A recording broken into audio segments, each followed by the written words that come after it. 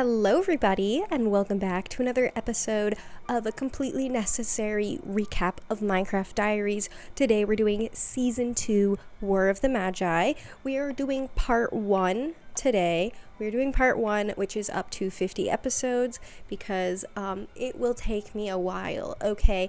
And I just got really excited, and I wanted to do Part 2, and I've only been able to watch 50 episodes, because I have to, sit down and really watch and really examine. And last time I had a glow-in-the-dark lightsaber, the battery for that died.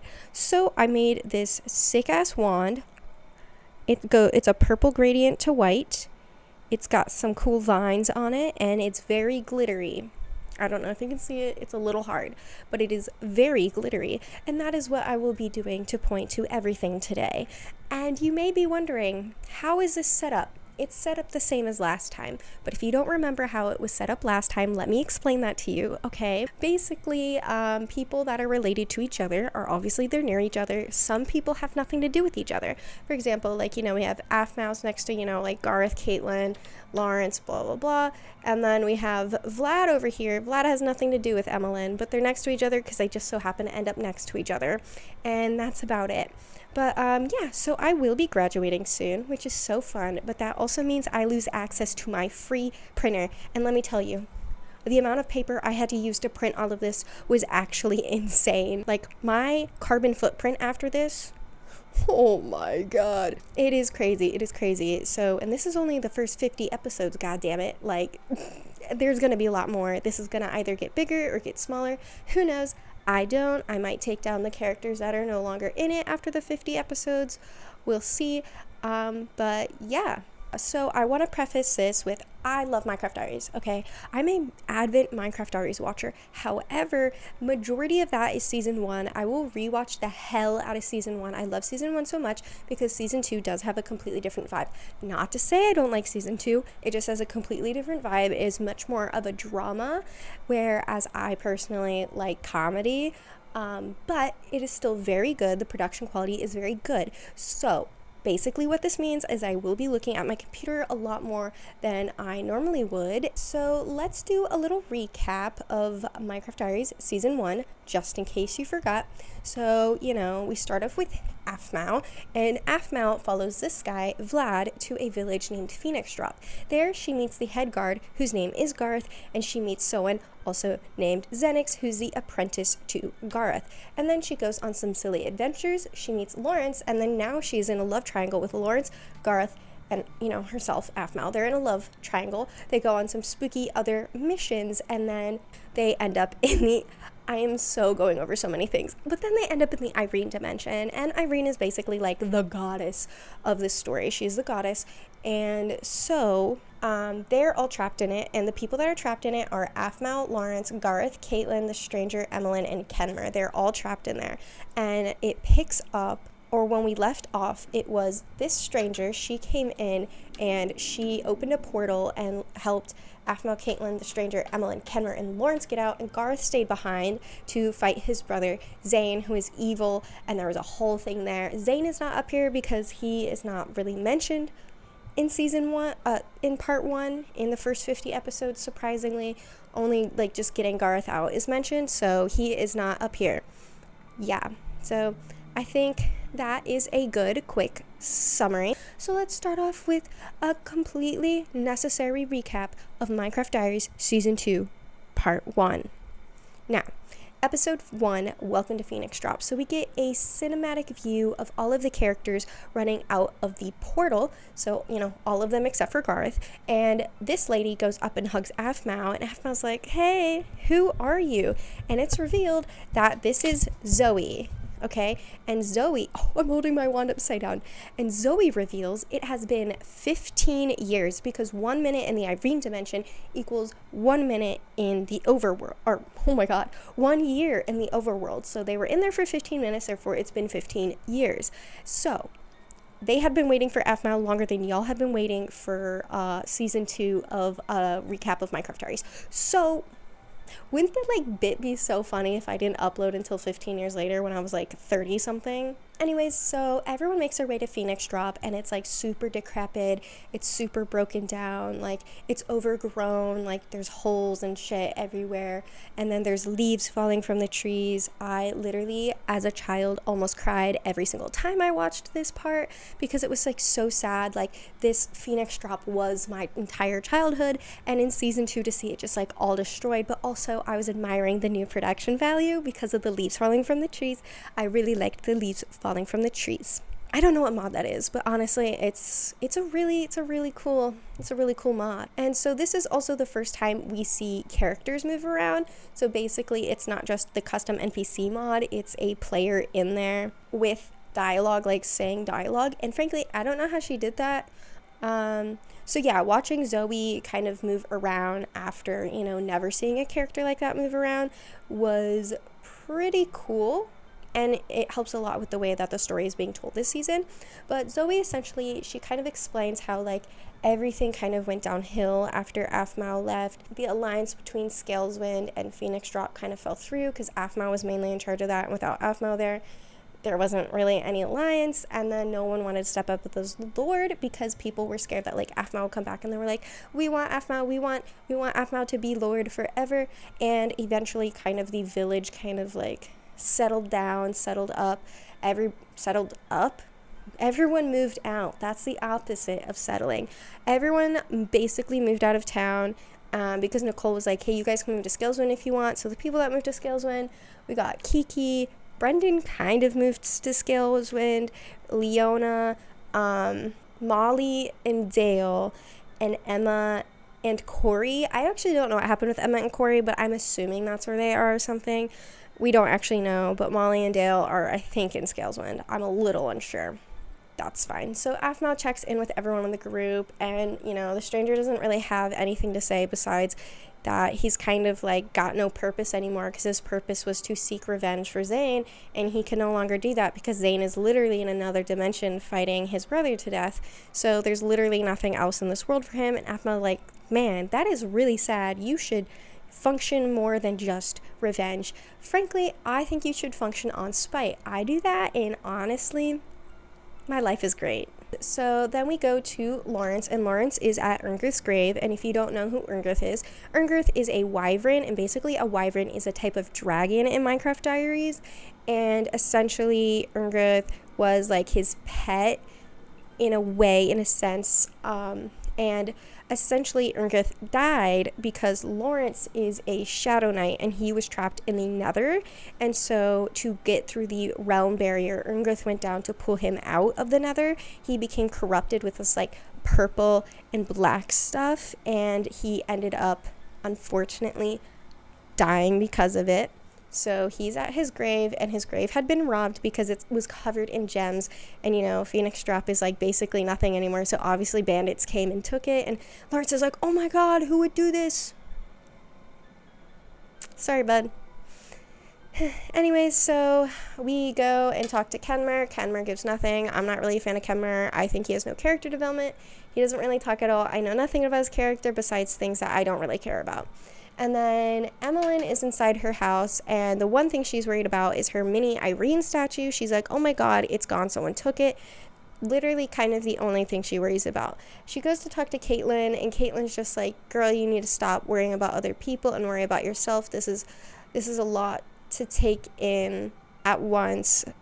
You need to, like, you know what I mean? Take care of yourself, girly. Maou goes to the Lady Irene statue, like the big one. She goes to the big Lady Irene statue and is looking off on the hill into the ocean, and she hears someone running up behind her, and she's like, oh my god, who's running up behind me?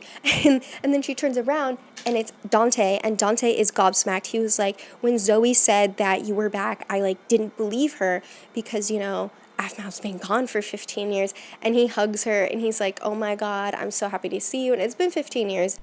So let's assume Dante he would have been in his early 20s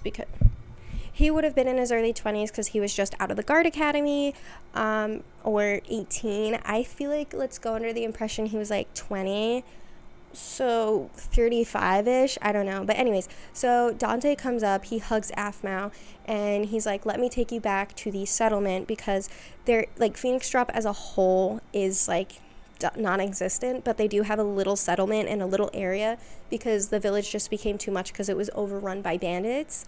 So yeah, they go to the settlement, and then a man appears on the wall, and it is Levan. It is grown-up Levan.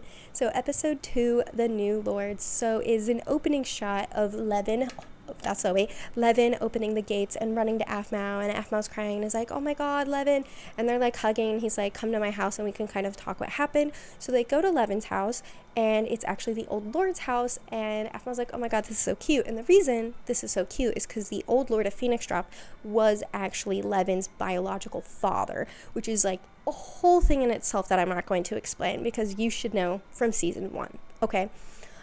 So he reveals that he is like, me and Malachi kind of thought you left because of us, and Maou's like, no, I left because I was trapped in another dimension, not because I was mad at you guys. Basically, the way that she was kept alive in people's eyes was through the stories, and Levan grew close to her through the stories that Zoe had told him throughout his childhood and throughout his life. So Levan fills in the gaps a little bit. So basically, people that were on the ship, and essentially people that were on the ship, left Phoenix Drop so they could be safe. So it was people that couldn't fight. So it was Kiki, Leona, Zoe, Malachi, Levan, Alexis, Kyle, Donna, Logan, Yip. Yeah, I think that's everyone. Now, Zoe went on to protect the kids. Obviously, Zoe knows how to fight. But yeah. So then he says that actually Zoe took Malachi and Levan to her hometown, which is a Yggdrasil forest, so that she can kind of get help from people to take care of them and kind of get them away from this environment that has become kind of like traumatizing because it was the last place I saw their mom. And then he says that he became the new lord last year when he came of age. So I don't know how old Levan is. I'm assuming he's like 18 is what I'm personally assuming, because he was a toddler and it's been 15 years. So what is that, like he was 3, which it makes sense to me. It makes sense that he was 3. But then he reveals that Dante is his appointed head guard, and then also Alexis and Kyle are guards in the village now. So Maou walks around the town and she discovers a house, and she's just like, oh my god, I'm no longer the lord, so I can't kind of just break into people's houses, but also I'm going to break into this person's house. So she walks in the house and she sees this little girl, and her name is Nekowet. And Nekowet's like, hi. And then who barges through the door? Kawaii-chan. And Kawaii-chan barges through the door, and she's like, oh my god, Maou, oh my god, I can't believe you're here. And she reveals that Dante is the father to Nekowet, and that Dante is a father. And here's the thing, I do not like the relationship. I think it is a terrible relationship, but frankly, I think any relationship with Kawaii-chan is awful. I just don't like Kawaii-chan as a character. I kind of explain it in the first season when I talked about it. Yeah, anyway, so Maou begins to bug Zoe and is like, please let's go back to the Irene dimension. Please, we need to get Garth. Please. And then she's like, no. And she's, but please. And she's like, no, we can't go because I had to give up my immortality in order to open up that portal. And I don't want you to get hurt. I already got you back. I don't want to lose you again. And Mau's like, okay. And opening portals in Minecraft now is like really hard. As the story's gone on, it becomes harder and harder to open up portals, and every episode it somehow becomes harder and harder to open up portals. Nether portals are impossible to open up now, even though Maou opened up a portal so easily in the first season. And it's kind of just crazy how much the story has evolved from that. But Maou goes and finds Donna, and Donna has a baby, and Yip is all grown up and has a human form, and she has 2 kids named Lilo and Rolo, and she's really surprised because Logan is really anti-kids, but Donna reveals that after Maou left, Logan helped take care of Levan and Malachi and got really close with Yip and realized that he actually does like kids, and yeah, Yip has a human form now, which is kind of crazy. So the new guard tower is a very large tree, and that is the large tree that Maou grew right next to her house, and basically that's where everyone is staying that came out of the Irene dimension, so before they get rehoused. And then the episode ends with a ship approaching, and on that ship is Malachi and Logan, because they were out doing trades with Brightport. So episode 3, Home Sweet Home. So Dante stares at Aphmau until she wakes up, and Dante tells her that Malachi has docked on the shores, but he obviously didn't tell Aphmau, or tell him that Aphmau is back, because he wants her to do that, which is like really nice. Like, that is her place to do that. And then she goes to the docks, and they're all reunited, and then they go back to Levan's house, which is also Malachi's house, and he reveals that everyone left, kind of like what I said earlier. However, Dante had always stayed in Phoenix Drop, and he actually was in Phoenix Drop 5 years alone. Out of those 15 years, whole 5 of them, he was all alone, because he didn't want to leave Aphmau, because he returned every single day to the spot that Aphmau told him to stay, because what actually happened was all of them went to run after Garth and Zane, and then she was like, hey, someone needs to stay back and take care of the village. Dante, you stay here. And he goes back to where she said to stay every single day, except for this year, after he became the head guard for Levan. And then he also talks about kind of Zoe going back to the Yggdrasil forest, and then actually like a year earlier they contacted everybody that is currently in the village to be like, hey, come back here, guys. We have, we fixed it up. We're trying to get Phoenix Drop back together. Alexis and Kyle moved back to train under Dante, and their parents are no longer there, like I said. Basically what happened, I'll explain what happened with Alexis in a bit. Yeah, so Alexis and Kyle stayed, and their parents did not stay in Phoenix Drop. And then Aphmau goes to talk to Logan, and he's immediately just like, I missed you. And Aphmau's like, I missed you too. And what's cute about that is they normally bicker. They normally like, meow, meow, meow, meow, meow. But they didn't bicker for this, and honestly, that's like a really cute, that's a cute moment right there. That is honestly freaking adorable. But something I do find interesting is Aphmau says that she misses him too.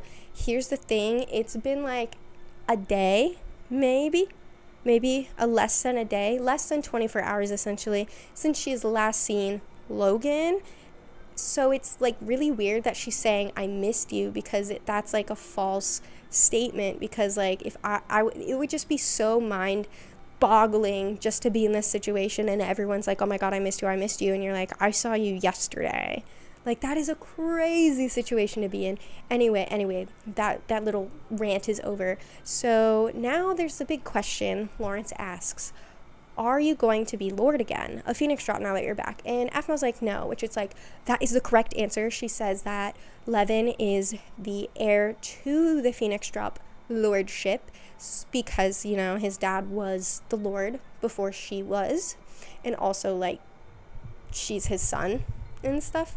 So basically Alexis's parent, she runs into Alexis, and Alexis tells her that her parents are fine, her parents are not dead. They moved back for a bit after Levan had contacted everybody, but the stress of the upkeep of the village was too much. And then at the time she was training under Dante, so she decided to stay. She runs into Kyle, who calls her Apple, and Aphmau's like, girl, you remember me? And he's like, yeah, I was like pretty advanced for a kid. And I don't know if you can remember that early. I have a vague memory before kindergarten. I probably was like, how old are you when you go to kindergarten? 5? I was probably like 3 or 4. So I guess one could say I am also an advanced kid, which is true. I am a burnt out, gifted child. Someone is vacuuming in my house. Sorry, guys. Anyways, so he doesn't really say what happens to his parents. He says that Emma and Corey are fine. So yeah, he's just like, they're not dead. Okay. So Aphmau goes and revisits her old house, and Levan and Malachi meet her there, and they're just kind of sitting there like, hey, and they reveal that they had been keeping up, because her house is in pristine condition, that they have been fixing her house and keeping it together to kind of keep her memory alive while she was gone. And then there's the great question, do you want to be Lord again? Aphmau says no, and everyone's like, phew, that's good. And then the episode ends with Nekowet running into the fields and some creepy dudes staring at her. a generic bandit NPC skin. Episode 4, Dance of the Swords. So it begins with a cutscene of voice acting, which doesn't really happen that much, so it's strange that it happened in this specific scene, because all they're talking about is kind of like missing out on the kids growing up, which is definitely kind of like, imagine not being there for when your kids grow up. That is sad. That is genuinely sad. So Aphmau and Lawrence make their way to the plaza, and surprise, there's a surprise party, and Aphmau's like, because she's the one that throws the parties normally, and everyone's like, girl, calm down, have some fun. So the girl comes down and she has some fun. And then we get a little throwback to the end of the last episode where Nekawet ran into a field. She actually got kidnapped by the bandits, and I think it was Rollo. Rollo comes in screaming like, oh my god, Nekawet got kidnapped. Aphmau goes and tells Dante, and Dante freaks out. Dante runs out. Aphmau's like, girl, you gotta wait. We gotta get people. Come on, wait. But like, you just told this man his daughter got kidnapped. He is a head guard of a village. He's going after her, and frankly, I would too. No, actually, I wouldn't, because I am not a head guard, and in our society, we have firearms and toxins. Would I maybe if I was in this medieval period? Not really. I'm also not trained. But if I was in a medieval period like this, where women have rights, I would be a knight. Wouldn't I be a great knight? Just kidding. I don't know what I would do. Probably just be doing the job I do now, which is not YouTube. So it does not involve the internet. Fun. It does not involve internet, and it can not involve technology if it doesn't need to involve it doesn't need technology to function. It's a very, very old job. Anyways, so Dante goes and he kills one of the bandits, and then one of the bandits shoots Dante. Aphmau comes over, she kills one of the bandits, and then the stranger comes over and he kills the person that shot Dante, and then the rest of the bandits leave and they save Nekawet and they take her back to the treehouse. They take Dante back to the treehouse, or the guard station, and everyone's freaking out because the arrow's really close to his heart, and you know, we love an arrow by the heart plot line. It's happened a few times. Anyways, so everyone's like freaking out because they're like, oh my god, we can't fix him, and Aphmau's like, oh my god, I feel so sad. So she goes and touches Dante, and then there's a flash of bright light, and Dante is completely healed and his wounds are gone. And then she faints. Episode 5, The Relic. So Aphmau wakes up, kind of talks to everybody, and then Emmeline's like, everyone get out of here. I need to talk to Aphmau immediately. So everyone leaves, and then Emmeline starts berating her with questions about the relic, because Aphmau's like, yeah, I absorbed the relic in the Irene dimension, and Emmeline's like, oh my god, are you Lady Irene now? You must be related to Lady Irene, which Levan is actually related to Irene, which she brings up, which like Aphmau literally, it's impossible for her to be related to Lady Irene, and then if she was, she'd be like the bajillionth distant aunt of Levan, which would be kind of crazy. Yeah, but then Emmeline says, well, it doesn't really matter that Levan, has Lady Irene in his bloodline, because it's so diluted over the years, that means nothing, which later is null and void by somebody else. Emmeline is spreading false information. Don't trust what she says. Okay, I also don't like Emmeline. So then she's like, oh my god, you unlocked your true power. The relic just like unlocked true power that was inside of you, which maybe that's true. I don't know. And then Emmeline's like, I gotta write a book on you. And then she runs away.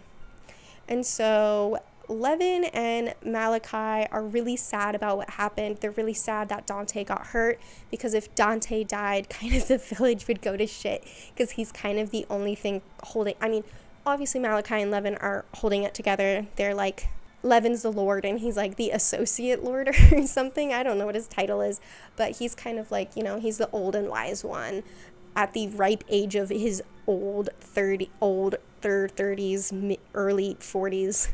He's the old wise one.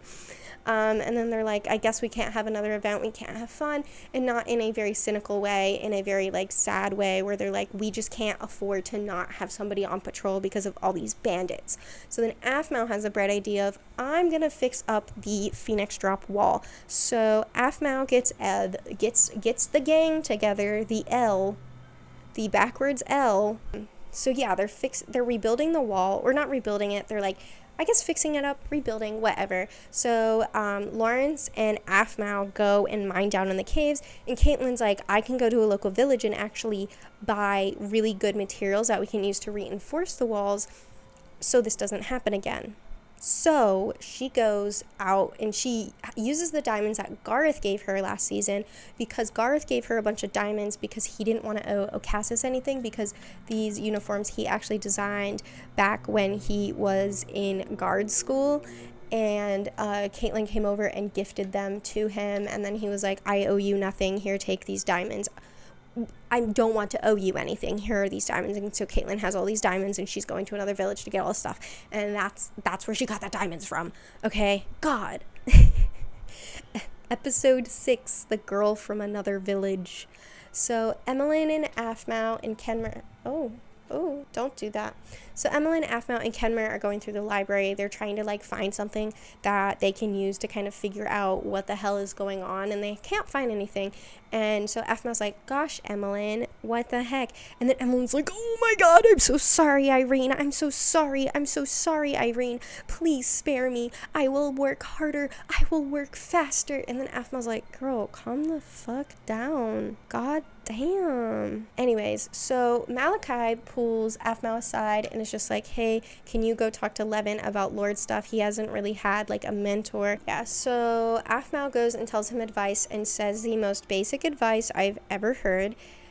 She says, make the best decisions you can. Always have a smile on your face and allow others to take care of you. Those are the words of advice. And he's like, gosh, you're so smart, Mom. Thank you so much. And it's like, okay. Then, yeah. So anyways, we learned that the Phoenix Alliance, which was an alliance between a bunch of villages, it was Scaleswind, Brightport, and Matelli, and Picaro Village. And it was an alliance between all of them. So they like would come together and they helped fight Scaleswind, essentially. Is like they just got each other's back, and then Scaleswind joined after. But anyways, it fell apart because it was so hard to lead, because it was like leading a village. Wink, wink. Anyways, Aphmau reveals that to Levan that she repaired the wall. Levan's like, thanks, Aphmau. He full names her. He full names this bitch. So they go to the gates and they open them, and Caitlyn has returned with Cadenza. Cadenza is there, and they ride in on horses, and then they all go back to the treehouse, and Lawrence and Cadenza kind of like catch up, because if you remember, they're kind of like adopted brother and sister, and Cadenza's like, hey, I'm the Lord of Matelli now, but you know what that means. And so basically what that means is that the Lord Hayden has died. So Lawrence has had 3 parents killed, because biological parents, I don't really know what happened there. Then he got adopted, then that guy died, and then Lord Hayden, and then that guy died. So sorry Lawrence. But yeah, Cadenza says that after Matelli got burnt down, which was by Okassis back in season 1, her father, before he died, took everyone more inland to make a new settlement, and they named it New Matelli. So New Matelli is more inland, and it is so freaking adorable. Oh my god, it's so cute. But she reveals that Cookie died, and Cookie is one of Aphmau's dogs that she gave to Cadenza, but she had puppies, so she's fine. And then she reveals that the rest of her dogs are up with Kiki and Scaleswind, and she's not really sure what dog is alive, but she also knows that they all had puppies as well. It's then hinted that there was a relationship between Dante and Nicole, because Cadenza is shocked when she learns that Dante and Kawaii-chan have a kid together and are married. And then Cadenza leaves. Aphmau wants to go to New Metelli with Cadenza because she wants Cadenza to join the Phoenix Alliance. And then Cadenza's like, well, I can't join unless I talk to my council. So then they go to New Metelli so they can talk to the council. Episode 7, The Phoenix Alliance. So Aphmau tells everyone what she told Dante, and that she is going to travel village to village to try and get people to join the alliance again, and also kind of like figure out who and what she is as a person. And it's like, Slay Queen, we all need to travel and go on that journey together. Aphmau tells Lawrence that she wants to try and open the portal again, and Lawrence is like, yeah, okay. What could go wrong? You do have the Irene relic. So then they go to the portal, and Aphmau starts to open it. It starts to glow, and she's like, oh my god, let me touch the glowing thing and not wait for, the portal to open. So she touches it. It explodes. She gets thrown back onto the ground, and then she wakes up, and she's getting yelled at by Zoe and Emmeline, and Aphmau is covered in the purple and black stuff that Erngrith was covered in. And we learn it is called the emptiness, and basically if she gets too much on her, she will die. And then Caitlin takes it all off her, but I think it'd be kind of crazy if she was stuck with it and they couldn't get it off her. That'd be kind of sick though. Wouldn't that be sick? Then there is a one-on-one scene between Cadenza and Lawrence, and this is voice acting. So Cadenza's like, where's Cadenza? Oh, Cadenza's like, hey, why are you and Aphmau dating? And Lawrence is like, nah, we're just friends. And then she's like, but why? She's like, Aphmau is willing to kill herself to get Lawrence back because he sacrificed himself. Why is she not willing to kill herself for you when you were trapped in the Nether? She didn't go in the Nether and get you. Erngrith went to the Nether and get you. And then she says this, which bothers me crazy. That is such an r/nice guy moment. She's like, you've always helped girls with get other guys. When is it your turn? When are you going to think about your feelings? Cadenza! Stop projecting this nice guy energy onto him. But anyways, Lawrence is just like, no, it's okay. She's her own person. She can do what she wants. And Lawrence, you're an A-okay guy in my book. The character development for Lawrence has made Lawrence the favorite male of the series. And that is kind of hard because I don't like a lot of the men in this series. But between these three, Lawrence is now my favorite. It used to be Dante, but we'll learn why I don't like Dante anymore. Season 2 killed his character. His character has been, not literally, just character-wise, and you'll learn why in a little bit. But anyways, Aphmau promises Levan and Malachi that she will be back after she visits New Metelli, and Nekowet runs over and gives the stranger another apple, and then he walks away. So the people that go to New Metelli is just the gang. We got Cadenza, Lawrence, Aphmau, Caitlin, the stranger, Emmeline, and Kenmer. They all head to New Metelli. And before they go to New Metelli, they travel through Old Metelli, and they run into an old friend. Castor the Chicken Shaman. Castor the Chicken Shaman is back. He is in Old Metelli. Heck yeah. For those who do not know, Castor is my favorite character in the series. He is the only character that moves around and talks voice chat-wise. There is no other character that walks around and talks voice chat-wise. Everyone else talks through typing and dialogue bubbles. And then there's voice acting, but no one else talks and walks like Castor the Chicken Shaman, okay? He's got his talk, he's got his walk. Episode 8, A Shaman's War. So Cadenza immediately runs away, and she's like, nope, I am not dealing with this.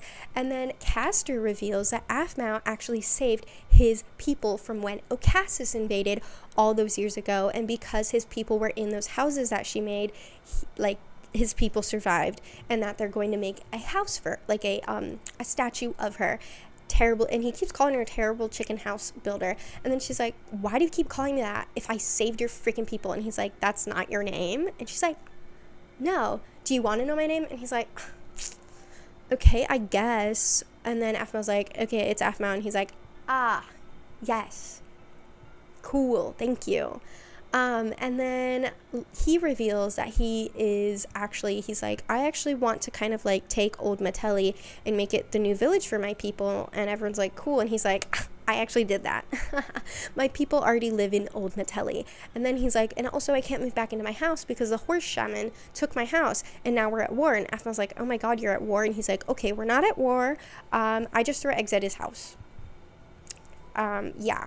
So he's not at war. He just throws eggs at the house. So Lawrence brings up the alliance and Castor's like, I will join the alliance. I will join. And then Aphma's like, what? And he's like, I will join. And then she was like, don't you need to consult with your people? And he's like, my people say yes, I am joining the Phoenix Alliance. And the Castor, the Chicken Shaman, him and his people are the first official village to join, not counting Phoenix Drop. I'm not counting Phoenix Drop. He's the first village to join because that is so much more funny. Anyways, so Cadenza says that going to New Metelli is going to be a 2-day trip without horses. So Caitlin said, sorry, there's a vacuum. I'm still going to talk. So Caitlin said that she got her horse from Cadenza, but actually she didn't get her horse from Cadenza. She got the horse from the Chicken Shaman, but Caitlin was told not to tell anybody about him, so she just like heavily implies that she got him from the horse shaman. So she's like, okay, I'll go talk to the horse shaman. So she goes to Castor's old house, and the horse shaman is Brendan. Brendan is the horse shaman, and he now has a wife and a baby on the way. Aphmau tells Brendan that Phoenix Drop, the wall has been fixed up, so it is a lot safer now. He's just like, that's cool. I was really concerned about people trying to take my wife. My wife is really important, and people are gonna steal her from me, and actually nobody knows she exists. And I was like, who the fuck is your wife? We never like learn anything about her. She's just some girl. And she literally goes, Brendan probably brags about me all the time to everybody, but like nobody knows about her for some reason. I don't know. That was weird. It was weird. And then he says he might return to Phoenix Drop after he hears more about it being safe. And then he gives everybody horses. Episode 9, Dream or Reality. So the gang make its way to New Metelli, and like I said, she is cute as hell. She is so cute. She's so cute. Cadenza makes everyone change their clothes because she, 1, thinks they're all out of style, and 2, they are stinky and smelly from hanging out with the Chicken Shaman. So she's like, okay, here's some PJs, and I will give you all clothes in the morning. Aphmau wakes up in a different dimension. What? She wakes up in a different dimension, and it's a skyblocks with a giant tree. And who is on this island? Gareth, my guy right here. He is in this dream world, and they talk for a bit, and then he grabs her and kisses her, and she's just like, what are you doing? And then she's just like, this is something that the Garth would never do, the Garth I know. And he was like, well, you know, I don't know if you're real or not, so I have nothing to lose. Garth tells Aphmau that the reason he got so angry is because he saw Lawrence and Aphmau kissing, because last season Zane tricked Aphmau into thinking, or Zane tricked Garth into thinking that Lawrence and Aphmau had a relationship because he knew that Garth had a huge crush on Aphmau, and Garth is like, oh my god, she's with another guy, I don't know how to control my feelings, and then went bananas on everybody and almost killed everybody. They also nuked Garth's character at the end of season 1. Like, oh my god, he was so freaking infuriating. She wakes up and everyone's freaking out because she actually disappeared in the middle of the night and nobody knows where she went, and everyone was out looking for her, and all of the guards in New Metelli are out looking for her because everyone was scared that she had gotten kidnapped. And then she's like, okay, I'm gonna go back to sleep now. So then she goes back to sleep. Episode 10, The People of Metelli. So we get really Snow White-esque music going on right now, and I don't know why I mentioned that. What happens isn't really Snow White. I just really liked the music that was playing, I guess, when I was writing this. So Lawrence runs up to her and he's like, oh my god, Aphmau, what the heck, where were you? And then she's like, oh, and then he's like, we all thought you got kidnapped by the Shadow Lord or something. And this is the first time in a while I say, it's episode 10, but this is the first time the Shadow Lord himself has brought up, I feel. By that I mean 10 episodes. They had all thought she got kidnapped by him. But then we get an Aphmau costume change. I really wanted to make these like really dramatic, but the tape I used is really sticky and you can't even see her costume change because of the light. That's a cow bummer. Anyways, so she is now in Cadenza's favorite outfit. It is up to date. It is in season. It is in style. Keep this in mind for like many episodes from now. But yeah, Caitlin goes or Afma goes to talk to Caitlin, and apparently Cadenza has told everybody what has happened. And Caitlin was like, I just don't understand why he would kiss you after literally he almost murdered all of us. I'm confused, and she's just thinking too logically about it, essentially is what's happening. Like, girl, nothing is logic in love and war, and that is exactly what happened, is love and war, so nothing makes sense ever. Come on, Caitlin. Oh my god, I can't talk. Come on, Caitlin.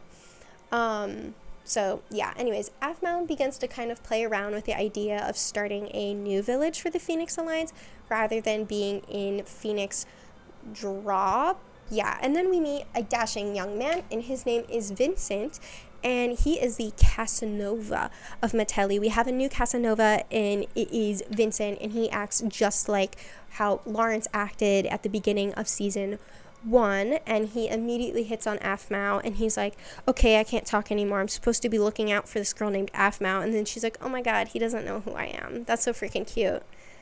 Nobody knows who I am anymore. And I just thought that was really funny.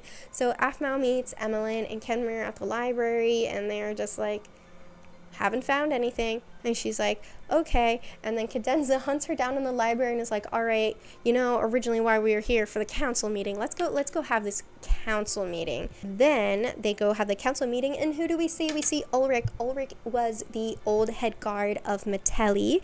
He was the head guard for a while, and then he wanted to retire, and then I think he became the head guard again. Am I messing this up? I don't know. People know more about season 1 right now than I do, because a lot of people just came and watched season 1 on my channel. I haven't watched it in a while, okay? But anyways, Ulrich at one point was a head guard of Metelli, and then he's like, you know, I'm voting yes for you. He was like, he's on the council. He's like, you know, you got my vote, girl. Applause, applause, applause. And then we see Gale, and Gale was the head guard. I'm gonna say he was the head guard of Metelli during the Scaleswind War, because I remember him being there, and then like making a weird sexist comment to Afmao, and then being like, ooh, I don't like this guy. He is icky. But anyways, he's like, you know, you have my vote too, girl.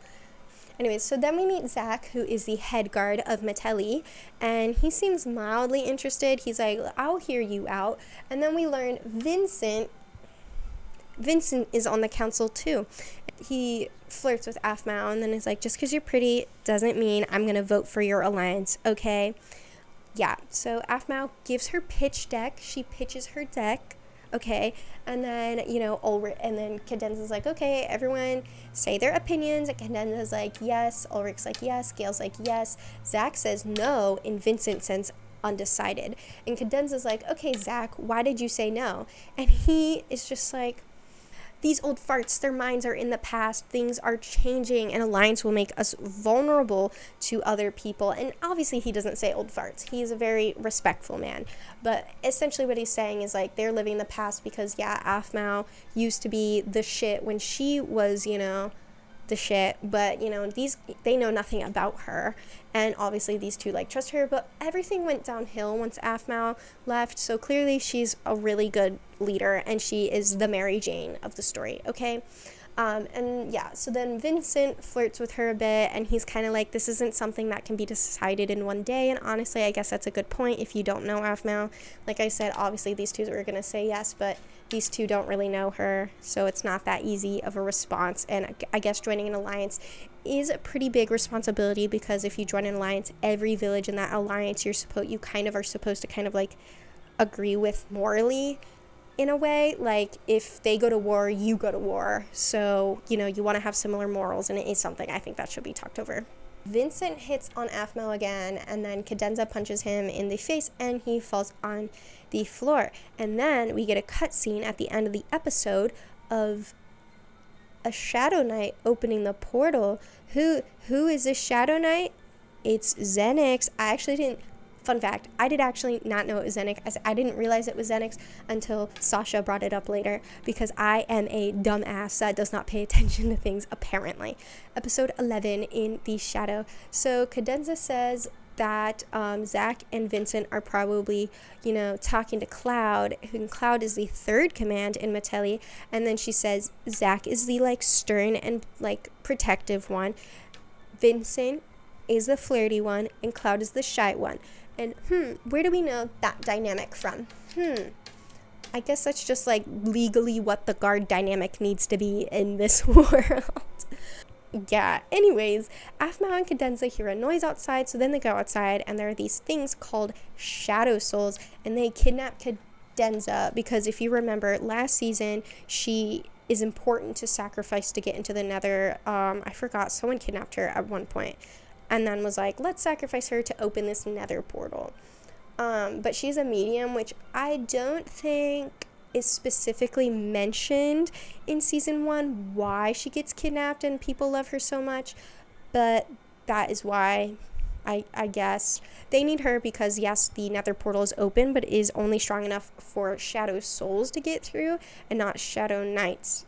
So then Vincent, Cloud, and Aphmau, that's Lawrence. Vincent, Cloud, and Aphmau, they all go run after her. Vincent is like, okay, let's split up. He runs away alone. Cloud and Aphmau are together, and Cloud's just like, I'm so shy, I can't even hold your hand. And Aphmau's like, girl, if you're gonna be a guard, and you're gonna need to be able to hold someone's hand.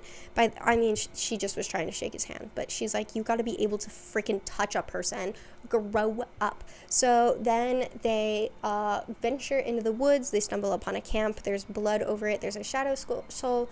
Aphmau easily defeats that shadow soul, and they triumph on. And then they see Cadenza surrounded by shadow souls. So Aphmau and Cloud make a plan. Cloud is gonna run and get Cadenza, while Aphmau beats up the shadow souls. So Aphmau goes and distracts the shadow souls. Cloud gets Cadenza and leaves. Aphmau kills one of them, easy peasy, but then the last one is really hard. And at first I was like, why is this glitching so much? That's crazy. You'd think they'd cut it out, but it wasn't glitching. Apparently shadow souls, when you're one-on-one, are extra hard to defeat, and Aphmau almost dies.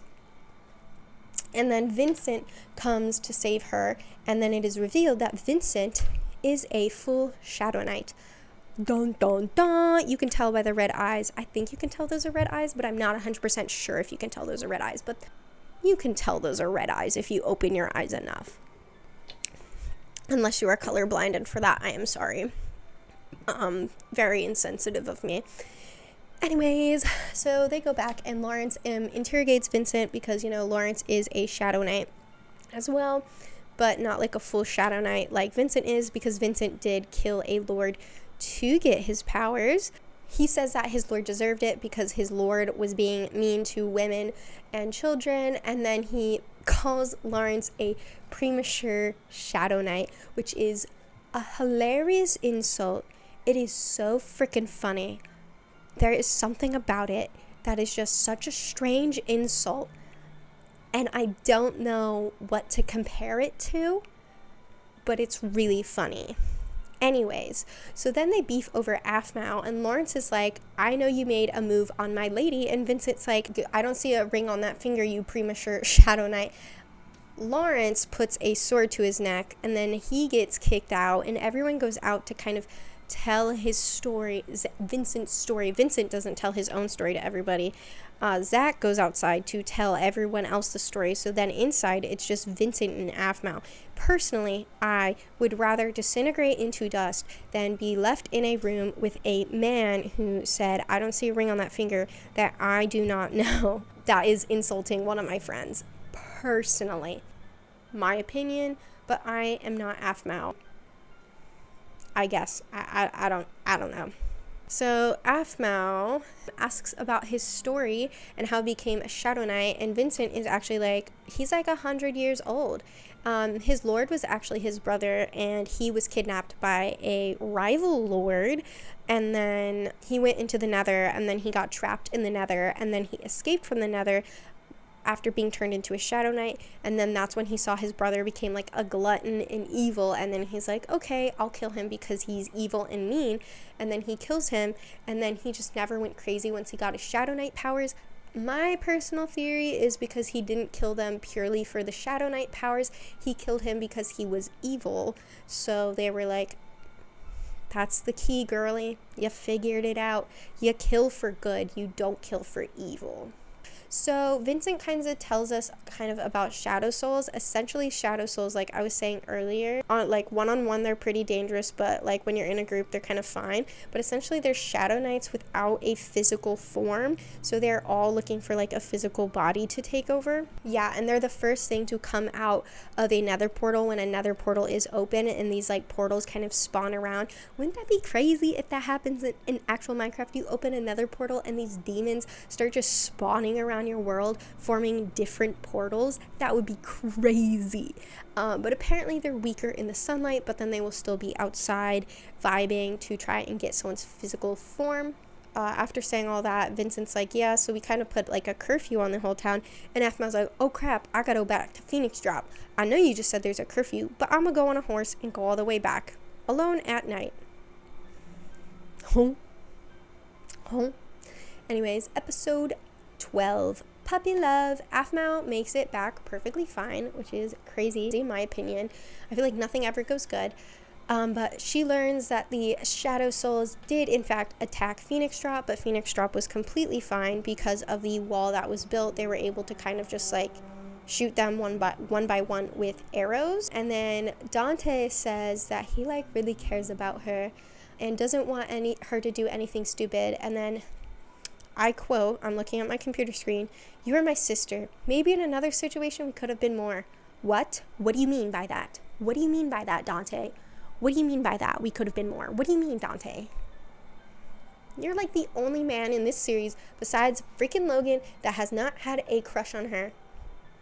Don't start with me, Dante. This is where my hatred for Dante descends. This is where it starts. This is where it goes, okay? This comment right here and then everything else that happens in the series kills me.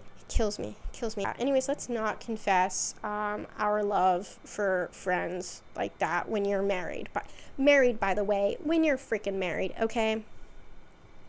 Confess your love platonically, not when you're married. Aphmau goes to chat with Malachi, and then she goes upstairs to talk to Levan, but Levan is sleeping. She turns on the music box, and then she falls asleep in Malachi's bed. Aphmau then runs into the stranger, and she's like, what are you doing here? And he's like, oh, I came back to make sure Kawaii-chan and Nekawet are okay. And that, you know, he does that out of like his love for children, because he does love children since his own son died. And I just think though it'd be really freaking funny if there was like a stranger and Kawaii-chan like love affair. I think that would be hilarious, but that does not happen, and I think that is a plot that should have happened, in my opinion. I think it would have been spicy and juicy. I think that is really funny. But what do I know? What do I know? Anyways, Aphmau goes into the woods to look for everybody, because I forgot to mention, everybody went into the woods to go look for more shadow souls. So she goes into the woods to find one. She sees a shadow soul. She knocks it out, and then she sees a dead dog with a little puppy next to it. And there's like blood splatter next to this dog, and it looks like it's been gutted. Like, it's kind of graphic, low key. But yeah, then Sasha appears. A cutscene to Sasha. Aphmau doesn't see Sasha yet, but Sasha appears. We see Sasha. Episode 13, A Shadow of the Past. So Aphmau decides that she is going to adopt the puppy and name her Celestia, because her mom was named Luna. And I hope that is a My Little Pony reference, because I personally loved My Little Pony as a kid. I wouldn't say I was super passionate about it like some people are. I was an Advent, but I, did like that Lyra song that was on the internet for a while. The one where she's talking about wanting to be human. I love that song. That song was on repeat when I was a kid. It was all I would play in my room. It was such a delicious song. Okay, anyways, moving on. last thought on that though, Luna was my favorite. I thought she was so cool. She tries to use her magic to revive the dog, but it's like, girl, you can't zombify a dog. That'd be crazy if she could reanimate people. That'd be wild. That would be a crazy thing you could do if she could do that.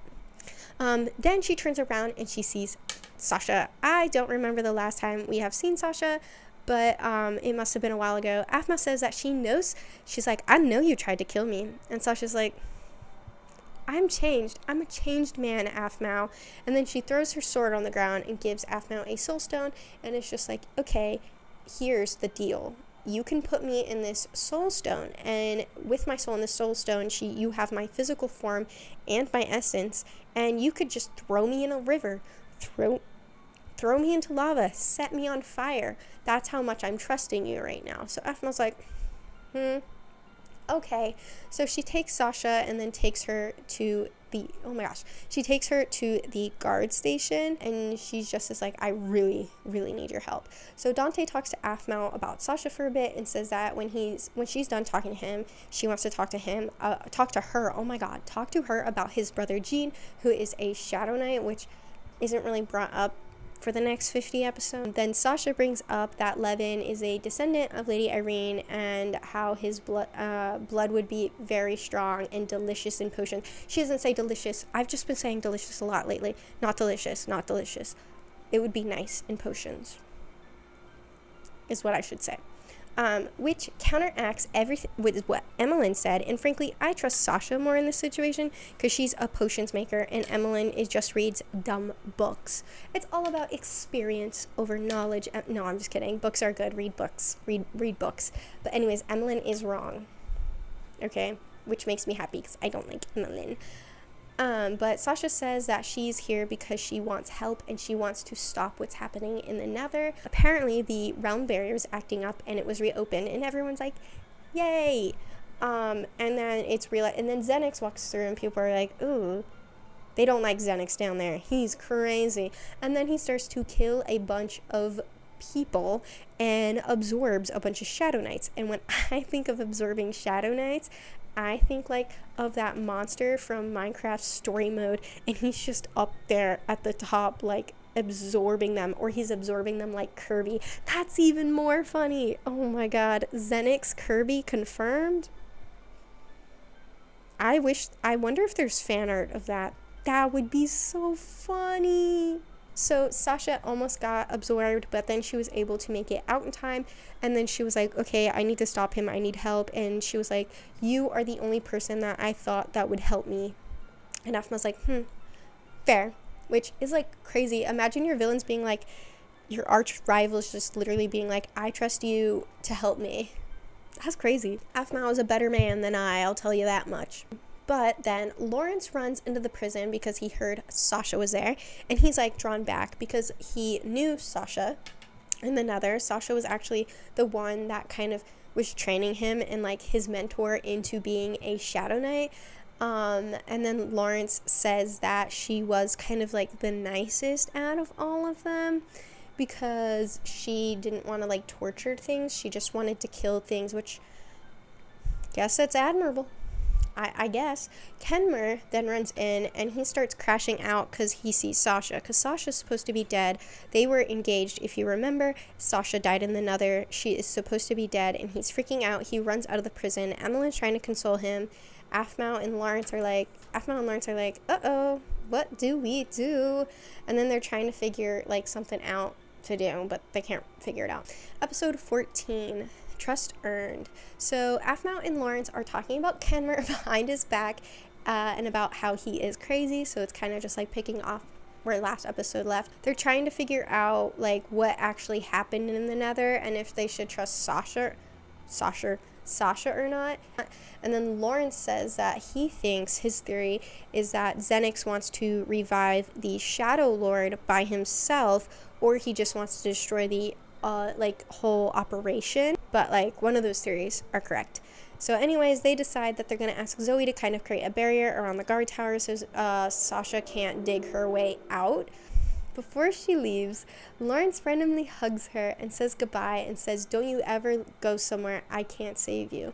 And when I was originally writing that, I was like, the fuck does that mean? And I realized they're kind of talking about Sasha and Kenmure when they were literally in this same exact situation, except Lawrence came out and is not a full Shadow Knight. He is a premature Shadow Knight. So they have been in that situation. You were somewhere that she couldn't save you. But I guess it's different because, you know, he's her guard. Aphmau then finally begins to question if she should date Lawrence or Gareth. The age-old question that's been asked all season 1 to everybody except her. And then she's questioning this, and then guess who's behind her? Alexis. And Aphmau's like, how much of this did you hear? And Alexis is like, I've kind of heard all of it. So she's like, uh-oh. And Alexis is like, I've been there before. Let me tell you a story. And then she tells her a story from when she was 13. It's an interesting story. So she's like, when I was 13, Levan and Kyle really liked me, and they fought over me all the time. So then I went to Malachi for help because I didn't know what to do or who to choose. And then I fell in love with Malachi. And then I went to Yip because I didn't know what to do. And then Yip told me to be my own person, and now I am my own person, and now I have a crush on somebody else. And I'm like, that is just such a weird thing to say. I feel like that is such a weird thing to say to the mom, to the mother of these two boys. That's just, does anyone else find that strange? I find that strange, personally. Alexis literally is the first person to straight up ask her, who do you like more? And Aphmau's like, blush, I don't know. I don't know. So we don't get an answer from that. She then goes to Zoe and is like, hey, can you create a barrier around the guard station, Zoe? And Zoe's like, say no more. I got you, girl. I'm one step ahead of you, but I need a glow flower. Can you go and get me a glow flower? And it is finally an Aphmau non-dangerous mission, a very calm, very normal mission, such a small quest, a very small side quest, one that everyone needs to do at some point. Go pick a flower. Go outside, guys. Go in the field. Touch grass. It's spring. It's almost summer. The flowers are blooming. Pollen is everywhere. My lungs are dying. So is my nose. What basically needs to happen is she needs to find it's like really confusing. She needs to find a lily of the valley, and which will lead her to a fairy, which will lead her to a glow flower. So Zoe has one lily of the valley.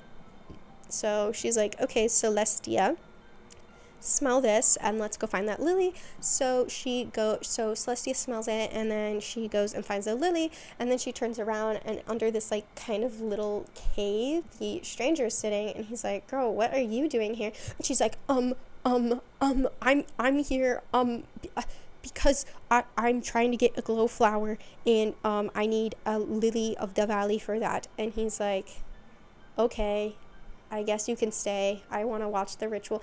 I don't know why she was stuttering though. Like, girl, why are you stuttering? Why are you stuttering? I don't know. Anyways, Aphmau sits down and they kind of begin to talk about his dead wife, whose name was Lily. And he's like, on our first date, I gave her a lily of the valley. And I'm like, I wonder how many times a guy gave her a lily of the valley. That's what I want to know. They have a little heart-to-heart, and then he tells us his name. We learn his name is Aaron, and then he shows us his face. He shows us his face, and you can't see it. Is he John Cena over here? Because he's shirtless all the time, and you can't see him. That was a really bad joke. I do apologize. And then she gets the fairy, gets the glow flower, and it's a happy little ending. Yay! Episode 15, Sasha's Rage. So then we get another dream sequence of between Aphmau and Gareth. And Gareth says that he envies Lawrence in the sense that like he could befriend her and also protect her and still have feelings for her, and he's just sad that like he never had the opportunity to do that because he was just like way too shy. And he refers to the table conversation. If you don't know what the table conversation is, are you a Minecraft Diaries fan? Are you a Minecraft Diaries fan if you don't know about the table conversation?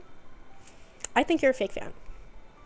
I think you are a fake fucking fan.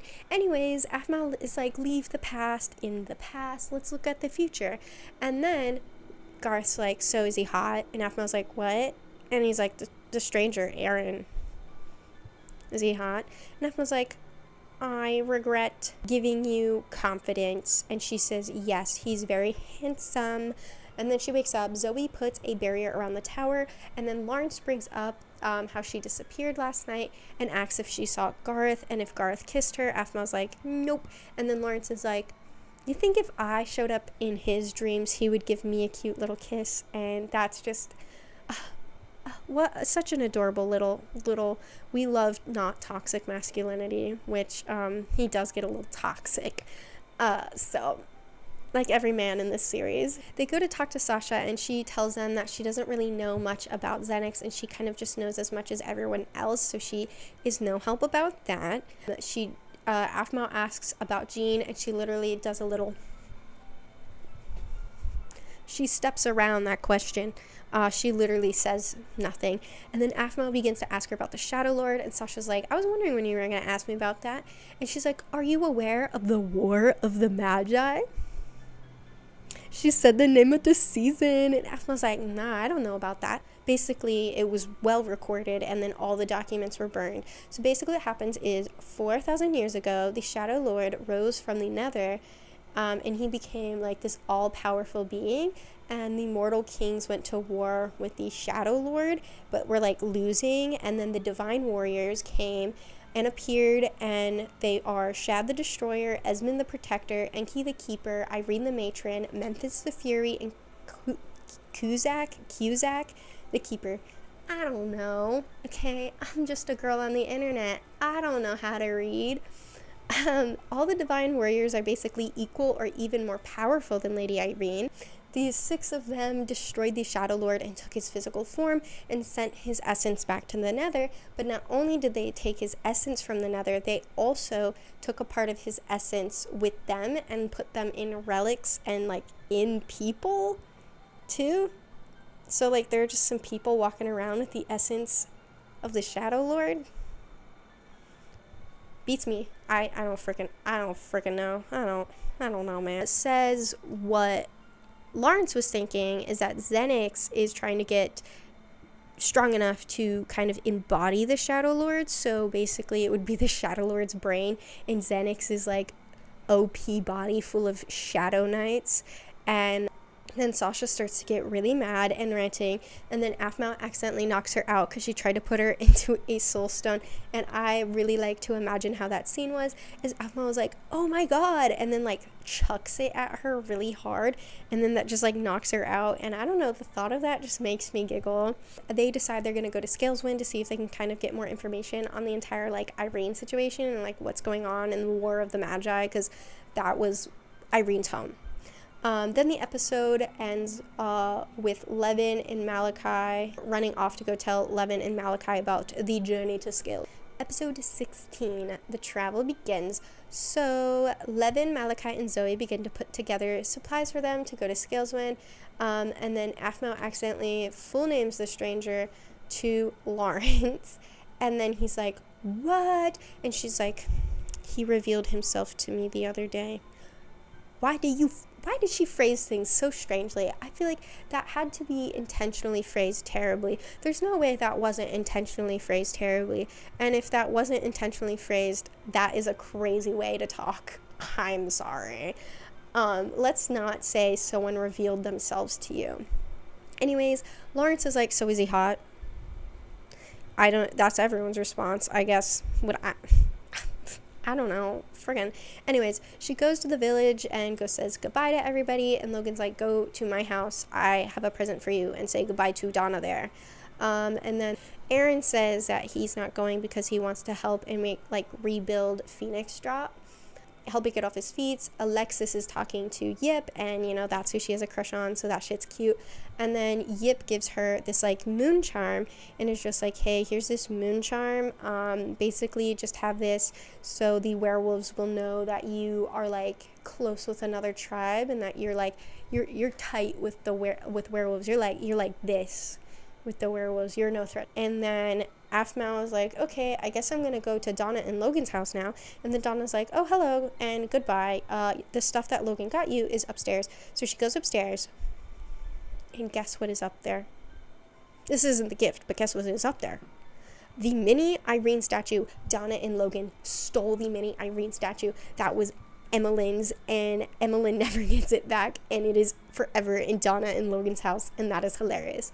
But the present that Logan got her was diamonds, a lot of diamonds, and a lot of food. And Caitlin decides that she's also going to come to Scaleswind with Maou, and then Emmeline says that she is not going to go because, which is like crazy. You'd think she'd want to go to Scaleswind because, Irene nuts, but she is in love with Kenmer and wants to support him on kind of like the crash out that he's having right now about Sasha, and give him every opportunity that he can to be with Sasha and kind of just like explore that. And like, honestly, respect, Emmeline. You've gained some respect for me.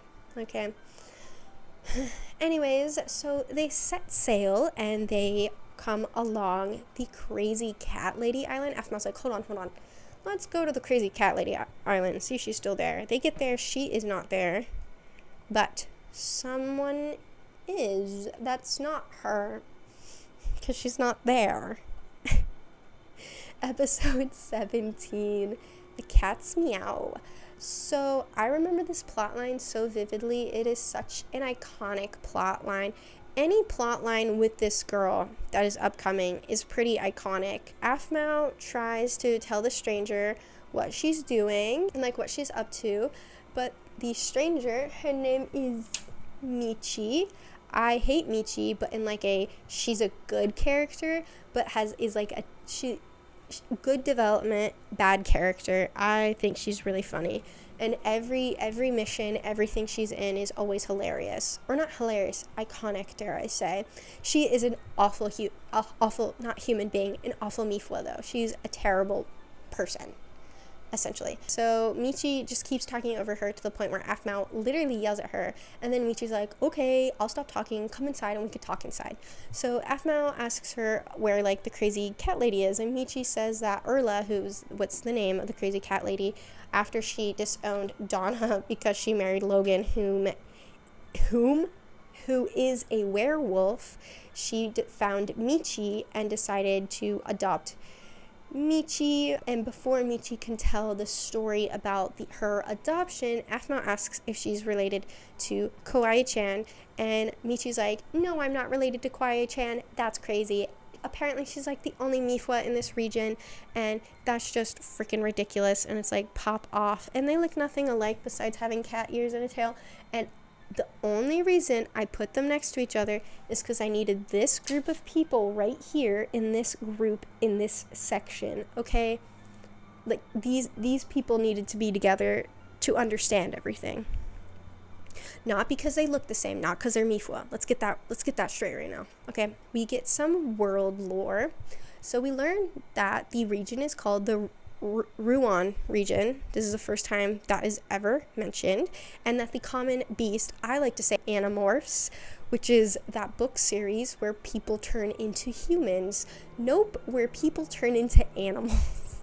I never read those, but I think it is a funny name. Anyways, so the beast of this region is werewolves. So werewolves are like everywhere here, whereas the Tula region, which is where she's from, is mifwa.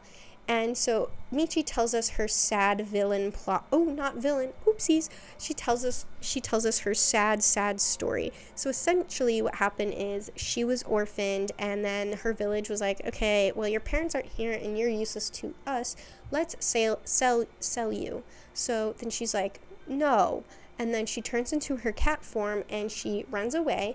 Then she gets surrounded by werewolves when she gets to the Ruan region, and then Erla, the crazy cat lady, Donna's mom, protects her, and then Michi reveals that she is actually a Mifwa and is scared too, but then Erla's like, praise Irene, praise Irene, you're exactly what I was hoping for. And that's how Michi got adopted. So during this entire story and the entire conversation and everything they've been saying, Michi is shoving tea and sweets down Maou's mouth. Caitlin is consuming the hell out of sweets, and Lawrence has eaten a few and is looking at a bunch of books. Michi asks about Maou, and Maou's like, oh, well, I'm a leader and stuff. And then Michi's like, a leader, you say? Jackpot. And who's that guy over there? Is he your lover? And then Maou's like, no. And then Michi's like, you're blushing. And then she's like, what would happen if a cuter girl was introduced to this situation? And Maou's like, what? So then Michi goes over to Lawrence and is like, who's cuter, me or Maou? And then he's like, Maou? And then she's like, what? That's crazy. And then Caitlin passes out, Lawrence passes out, and then Maou also passes out. And so Maou and Caitlin wake up in a cell, and they are now, dramatic reveal, Mifwa. They're now Mifwa. God. This tape is too strong. It's literally masking tape. I didn't think masking tape was that strong. Anyways, so now they are Mifwa, and they are basically, they're not wearing this in jail. In jail, they are practically naked, and Caitlin starts screaming once a werewolf comes down, and the werewolf's like, she didn't lie. She's got two beauties, but this one's too feisty for the prince. And Mou's not, like, yelling, but she's, like, one of those people, I guess, that, like, stern talks to somebody, where it's, like, scary, where you're not getting yelled at, you're getting like a stern talking to, but in a really scary way. I don't think there's a not scary stern talking to. I don't know, but anyways, he's like, you are perfect for the prince, and then he knocks her out, and then she wakes up in a random room, and then a woman enters. Her name is, Yelva, and she is the queen of the werewolves. I'm out of frame.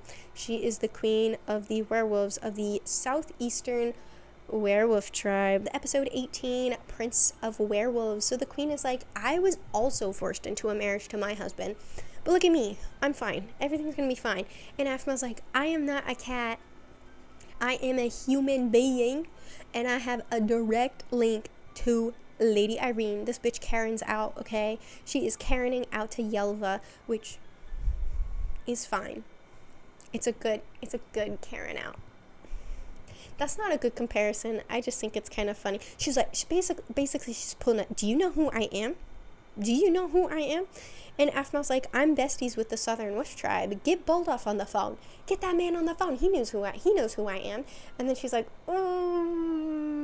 Boldoff is dead. And then Aphma's like, and then she was like, who's in charge of the Southern Wolf Tribe then? And then she's like, Lowell. And she's like, I know Lowell. Get Lowell up in here. Get Lowell on the phone. I am really good friends with Lowell. And then she's like, we can't do that, because we're at war right now with the Southern Wolf Tribe, and I can send a letter, but I can't promise that it'll get there in time, because it'll either be like intercepted, or he just like won't respond and think it's a trick. And Aphma's just like, is that all you people know? Is that all you people know? War? Aphma refers to herself as a Mifwa multiple times, and it's like, girl, do not feed into it. You are not helping the Mifwa allegations. You look like one, and now you're calling yourself a Mifwa. Stop it. So we learn that apparently Michi was supposed to marry their werewolf, but the king hated her so much, he made an agreement with her where she had 2 months to bring him another Mifwa, and if she didn't bring him another Mifwa, she would have to marry his son. And then she was like, oh. And then apparently this like wedding was happening in 2 days. So she had 2 days to find a new mifuam, or they would hunt her down. And Lawrence is nowhere to be seen. So the king's aide, I think his name's like Mino. I think he's really funny. So Mino takes her to see, I'm going to stand over here for this area, for this session. So Mino takes her to Finner, who is the prince of the werewolf tribe, and he feels bad. He's like, I am so sorry that you are in this situation, but I cannot help you. And Ahmad's like, why? And he's like, well, I also am in this situation. He's like, you got someone in the dungeon? I got someone in the dungeon. He's like, my best friend's in the dungeon, but also she is secretly the love of my life, and I just can't let anything happen to her. So freaking cute. So cute. Oh, and they get married in 2 days. So yeah, that's funny. So then they fall asleep. He falls asleep on the floor, and then she falls asleep on the bed. What a gentleman. And then they are awoken by the king's aide. Michi has brought Aphmau's lover. And then he's like, sir, you must get your best execution suit on. We must get it right away because the lover is here and you must kill him. And then they're like, what? Anyways, so episode 19, her eyes. So Michi presents Lawrence to the king, and she says, I wasn't going to bring him here, but he wouldn't have fun with me, so now I'm bringing him here. And then Lawrence is like, well, there's not much fun to have with. Slay, Lawrence! Slay! Slay, Lawrence! And then the king is just like, so you're lovers? And then Lawrence is like, no, I'm her guard. And he's like, okay, look at her and say you're not in love with her. And then Lawrence looks over at her, and she's on the stairs, and then the king looks at him and is like, I can see in your eyes, you might not be lovers, but you will be a threat to this marriage, so you will get executed right now. And then the prince is like, wait. Finner's like, hold on, let's all chill. Let's all take a chill pill. What if we execute him in 2 days at the wedding? It's like the grand finale of the wedding. And also, wouldn't that, help the lunar gods? And he's like, son, you are so freaking smart. You are a mother freaking genius. Then they go back to Finner's room and they begin to freak out because the wedding is now in a day and they don't have any more ideas. So Finner tells Aphmau that Finner has one more idea. I take that back. He has one more idea. And he says that Aphmau needs to go into the dungeon to talk to his friend Abby. And I'll explain why Abby is over here and not back here. Which, they could be both there. But Abby's over here. So he's like, go talk to Abby. She has connections to the Lord of Scaleswind. And Aphmau's like, Lord of Scaleswind? Oh, Nicole. Oh my god, Nicole. I love Nicole. Her and Lucinda are my favorite characters. So the queen helps Aphmau get into the dungeon, and she's like, you can only talk to one person. Choose wisely. I can only distract the guards for so long. And what's really funny about that is it's like a trap door. So there's like a trap door, right? And then there's 2 guards here, and then Yelva is here and Aphmau's here, and they're literally both directly looking at her. And then she's like, I'll distract them. That's hilarious. So she's like, oh my god, who do I go see? So she goes to see Abby, and Abby's like, who are you? And Aphmau's like, I'm Aphmau. And then she's just like, the queen told me that you can help me. I am here being forced to marry Finner against my will, and he's also being forced to marry against his will. That's why you're down here. And she was like, oh, I thought I was down here because I wouldn't do what the werewolf king wanted. She's like, no. And so Abby introduces herself, and she's like, I'm Abby the Golden Heart. And that is why Abby is over here and not over here, because Abby is Jeffrey the Golden Heart's daughter, and Jeffrey and him were besties for Evsies. Also, I want to note, I know this says Levan on it. You don't need to point it out, and if you point it out in the comments already, delete it. or I will cast a spell on you. Delete it. I know my mistakes, and I just didn't feel like reprinting it, okay? I'm not wasting more paper. I waste too much paper that I'm an embarrassed amount to say. That's an embarrassing amount to say. Yeah. Anyways, so, yeah, she tells Aphmau to tell someone at a bar a very specific phrase. I don't know why I didn't write down the phrase, but I guess I'm done. And then the end scene is Celestia, like, jumping up and down an Aaron, basically indicating for her to follow him. And Aaron's like, okay, I guess I'll follow her. So then they go off. Yeah, episode 20, The Vows We Take. Oy vey. Okay, so it opens in a dream with Gareth, and he's like, you gotta protect Lawrence at all costs so that he can protect you. So basically they're just protecting each other, I guess, because he's like, I'm not there, I can't protect you, Lawrence has to be there to protect you. So then Aphmau wakes up, and Finner was freaking the freak out, because Finner's like, where were you? Oh my god, I thought you left me in the middle of the night, because if they don't get married, Abby's going to be executed, Caitlyn will be executed, so many people are going to freaking die. And Aphmau's like, chill. That just happens sometimes. You're gonna have to live with it, okay, if we get married. Anyways, so Mino comes in, and he's like, oh my god, you guys are getting along, you're so in love. I knew locking you two in a room together would be amazing. It was an amazing idea. I'm such an amazing idea person. And then he gets Aphmau, and she is now getting ready for her wedding. This is her wedding dress. This is Aphmau wedding dress as Mifua. And the queen, Yelva, is just like, can I get you anything? And she's like, can you get me out? And she's like, I can't do that. Do you want food, water, or a book? And she's like, I guess I want a book. Do you have a book on Lady Irene? And then she's like, I'll look to see if I have a book. And then she comes back with a book, and they have one book on Lady Irene, and it is about her love life. So Aphmau begins to read it, and the author of the book is like, I feel her love life should be kept personal.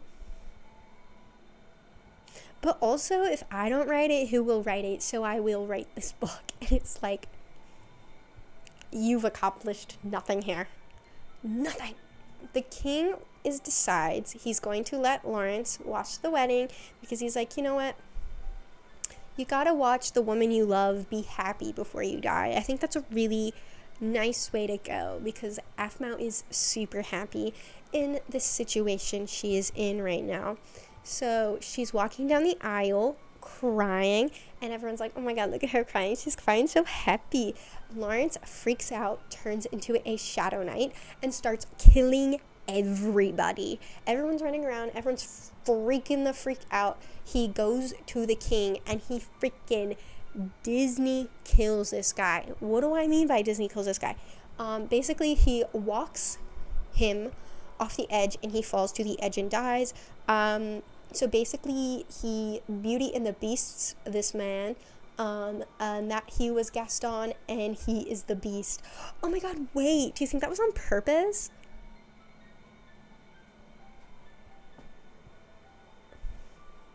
If it's not, I think Aphmau should pretend it was on purpose, because honestly, that's a genius reference. Anyways, so then Lawrence goes to kill Finner, and Aphmau's like, wait. Do not kill Finner. He was not a part of this.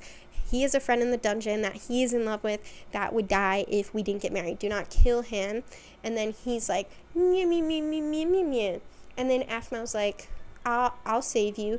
And she kisses him, and it brings him back to his humanity. And then it ends with a beautiful pan to the moon with all these dead people around.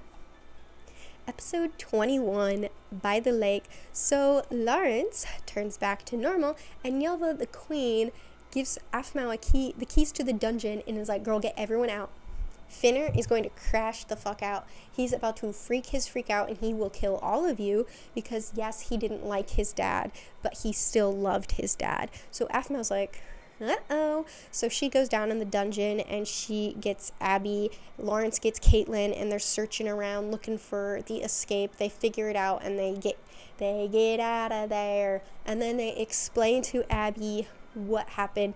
And Abby's like, I cannot be freaking associated with this, you psychos, and this is going to influence my revenge. So then Abby runs off. Caitlin was like, who was that? Aphmau was like, that's Abby. She's actually the daughter to Jeffrey. And Caitlin's like, oh my god. And then she runs after Abby, and then Lawrence, he runs away. So then Aphmau's like, okay, I gotta go after Lawrence. And Lawrence is at a lake, and he's like looking in the lake, you know, kicking his feet. And he's just like, I'm a monster. Like, I don't know what to do with myself. He just feels really bad. And then they kind of begin to talk about the kiss and how he didn't really imagine that was what the circumstances would be, taking him out of his rage. He wanted it to be more dreamy for her and for him, and to be all cutesy patootsies. And then Aphmau kind of wants to talk about her feelings, and he says that he can't talk about them because Garth isn't here, and he feels bad, and he wants Garth to have the same chance that he does, so that she can explore like all of her options. And that fun fact, when he first was at Phoenix Drop, he told Garth went up to him when he was leaving and said, you need to act more gentleman-like. And then he was like, you are in love with her, aren't you? And he's like, yes, I am. And then he was like, well, you have until I come back to tell her, or I'm taking her for myself. And then obviously Garth didn't tell him, so then Lawrence kept hitting on Aphmau. So Lawrence says, I will not take you yet. Girl, why are you... Aphmau phrases things in the weirdest ways. Reveal myself to you, take you, girl. Stop. Get some help. Change your vernacular, please. Then he's like, once she goes to see Garth to tell him that they will compete or something for him to have a chance for Aphmau, or Lawrence will swoop in and take her. That's confusing. I don't think I wrote that correctly. I don't know. There is a, I don't know. I clearly wrote that incorrectly. Honestly, I think I just wrote that wrong. So there is a rustle in a bush, and Lawrence is like, oh my god, Aphmau, there's a rustle in the bush. I must go investigate. You stay here and be safe. And then instead of staying there and being safe, Lawrence goes to the bush, and Aphmau follows. And then this woman comes out of the bush and is just like, you back off, you trying to make moves on a woman at the lake, under the moon. I know who you are. And guess who it is? It's Nicole von Rosenberg. I love Nicole.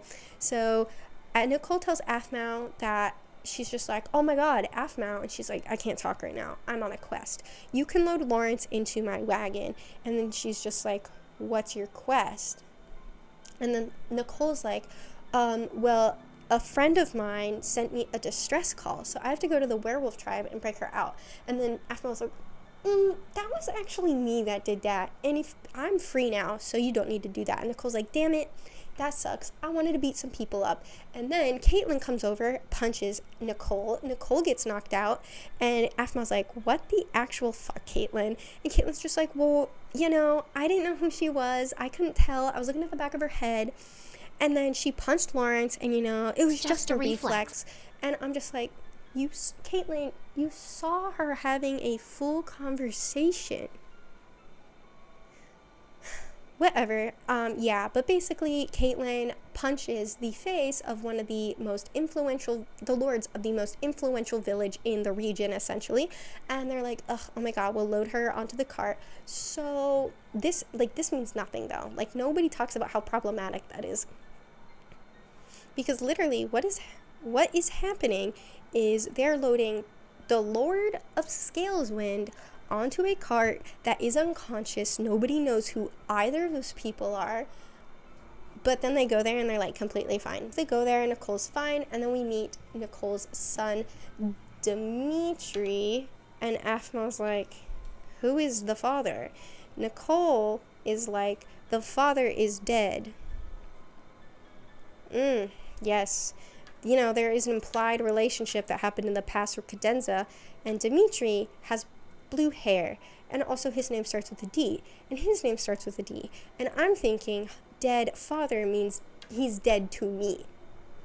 But what do I know? It's not confirmed yet. We don't know who the dad is, guys. We don't know who the dad is. Anyways, episode 22, memories of the past. So this episode starts off with Maou kind of explaining everything to Nicole, and Maou lies and says that the way she stopped Lawrence was she beat him up. She beat him in a fight. And Nicole's like, oh my god, that must have been so freaking cool. You gotta tell me what happened. How'd you take him down? And then Mau's like, okay, I lied. I kissed him. Yeah. And then Nicole tells Mau that Kiki will be back tomorrow, so she's got to stay an extra day so she can see Kiki and Leona and the puppies. And Mau asks her to join the Phoenix Alliance, and Nicole's like, yeah, freaking of course I will, because she's like, I don't have council members, I have advisors, and I don't care what they say, we are joining this alliance, I trust you completely. So Caitlin tells Mau that all of their stuff was burned, which is really freaking sad.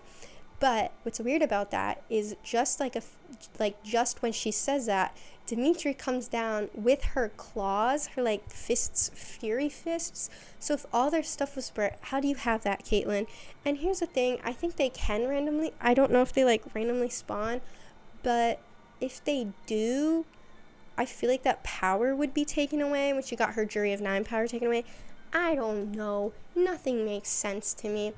But yeah, anyways, Caitlin gets mad, so they go to look at books to see if they can find anything on Irene or to remove the curse, and then Caitlin gets mad because they can find literally nothing on anything, so she starts throwing books on the ground, and Afma's like, stop throwing books on the ground! And then she breaks one of the bookshelves, and behind there is a book, and it is a diary, and it is Nicole's diary, because Nicole's diary, for some goddamn reason, is in this library behind a bookshelf, which makes no sense. Why is the lord of this village diary behind a bookshelf? That makes no sense. So Afma wants to put it back, and Caitlin's like, no, I want to take it and I want to read it, and if I read it out loud, like, you didn't take it, so like, I'll take the blame. And Afma's like, okay, I guess for a little bit. So it is confirmed that Dante and Nicole dated 6 years ago, and apparently the breakup was really bad, and Nicole went to go visit Dante, and Dante's like, wow, Nicole, you look really fucking fat. Okay, Dante. Nicole discovers that he is actually engaged to Kawaii-chan. So fun, so fun.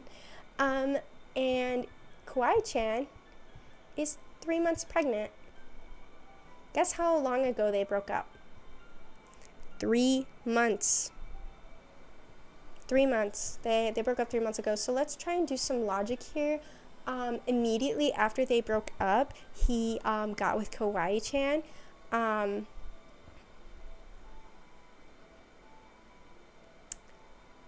So that's fun. That's cool. That's so nice of him. That is why I cannot stand Dante. There's also more reasons that we learn in a bit. Aaron shows up at the front of the gates with Celestia and is like, Celestia brought me here because she was like, you're in trouble. And then F was like, oh, I'm fine, but thank you for coming.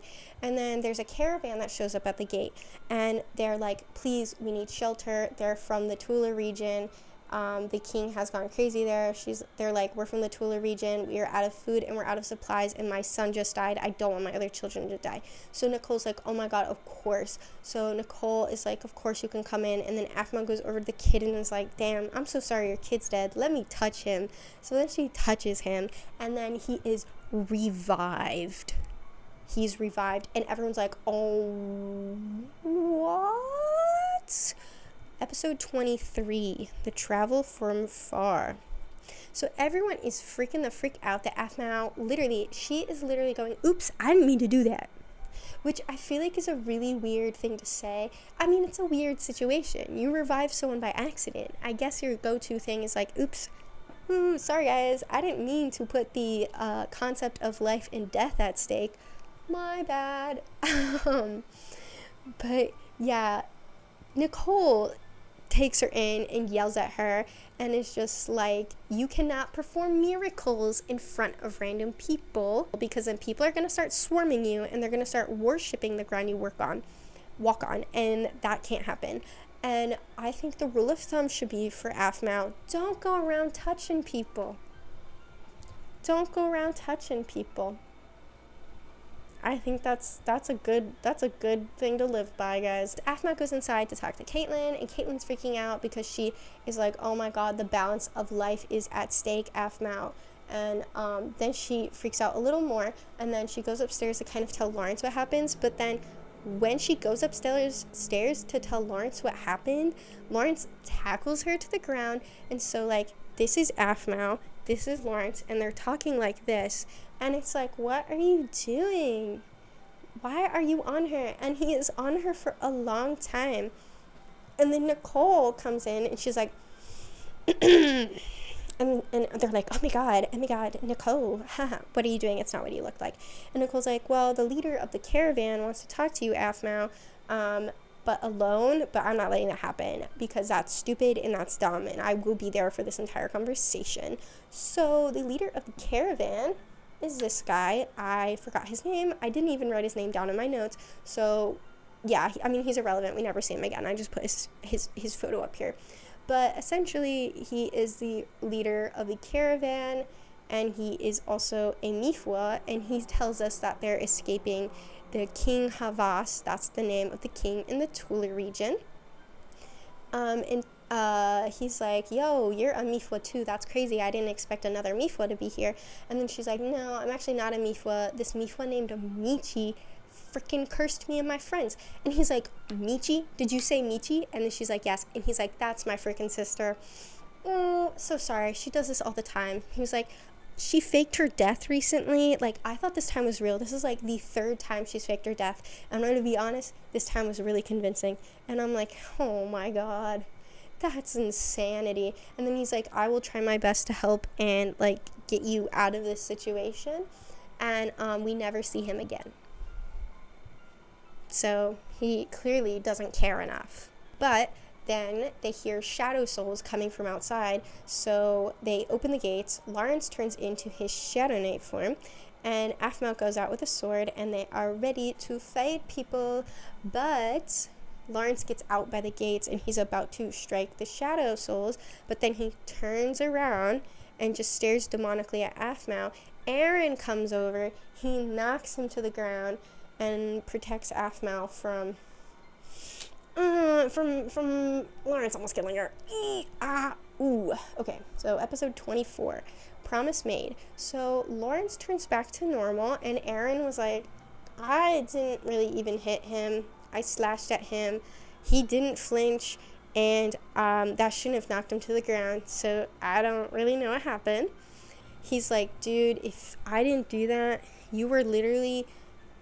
Lawrence was going to kill you where you stood. You're dumb. And so then Lawrence wakes up, and then she tells Lawrence, and he's like, uh-oh, that's not good. I'm getting cocky, clearly. This is because I'm getting cocky. I just learned I can go in and out of my Shadow Knight form. I need to not do that. And Aphmau says, Aphmau tells him what Aaron said and how, like, literally... Aaron did not slash at him and knock him out. She literally would have died, and Lawrence would have killed her on the spot. That is crazy. That's crazy. Lawrence is up and walking around, and they're like chatting a bit more, and Lawrence is like, come here. Aphmau's like, okay. And then he grabs her and kisses her face, and Aphmau is like, why did you do that? And he's like, to seal a promise. And Lawrence asks Aphmau to deny that she has feelings for him, and then Aphmau's like,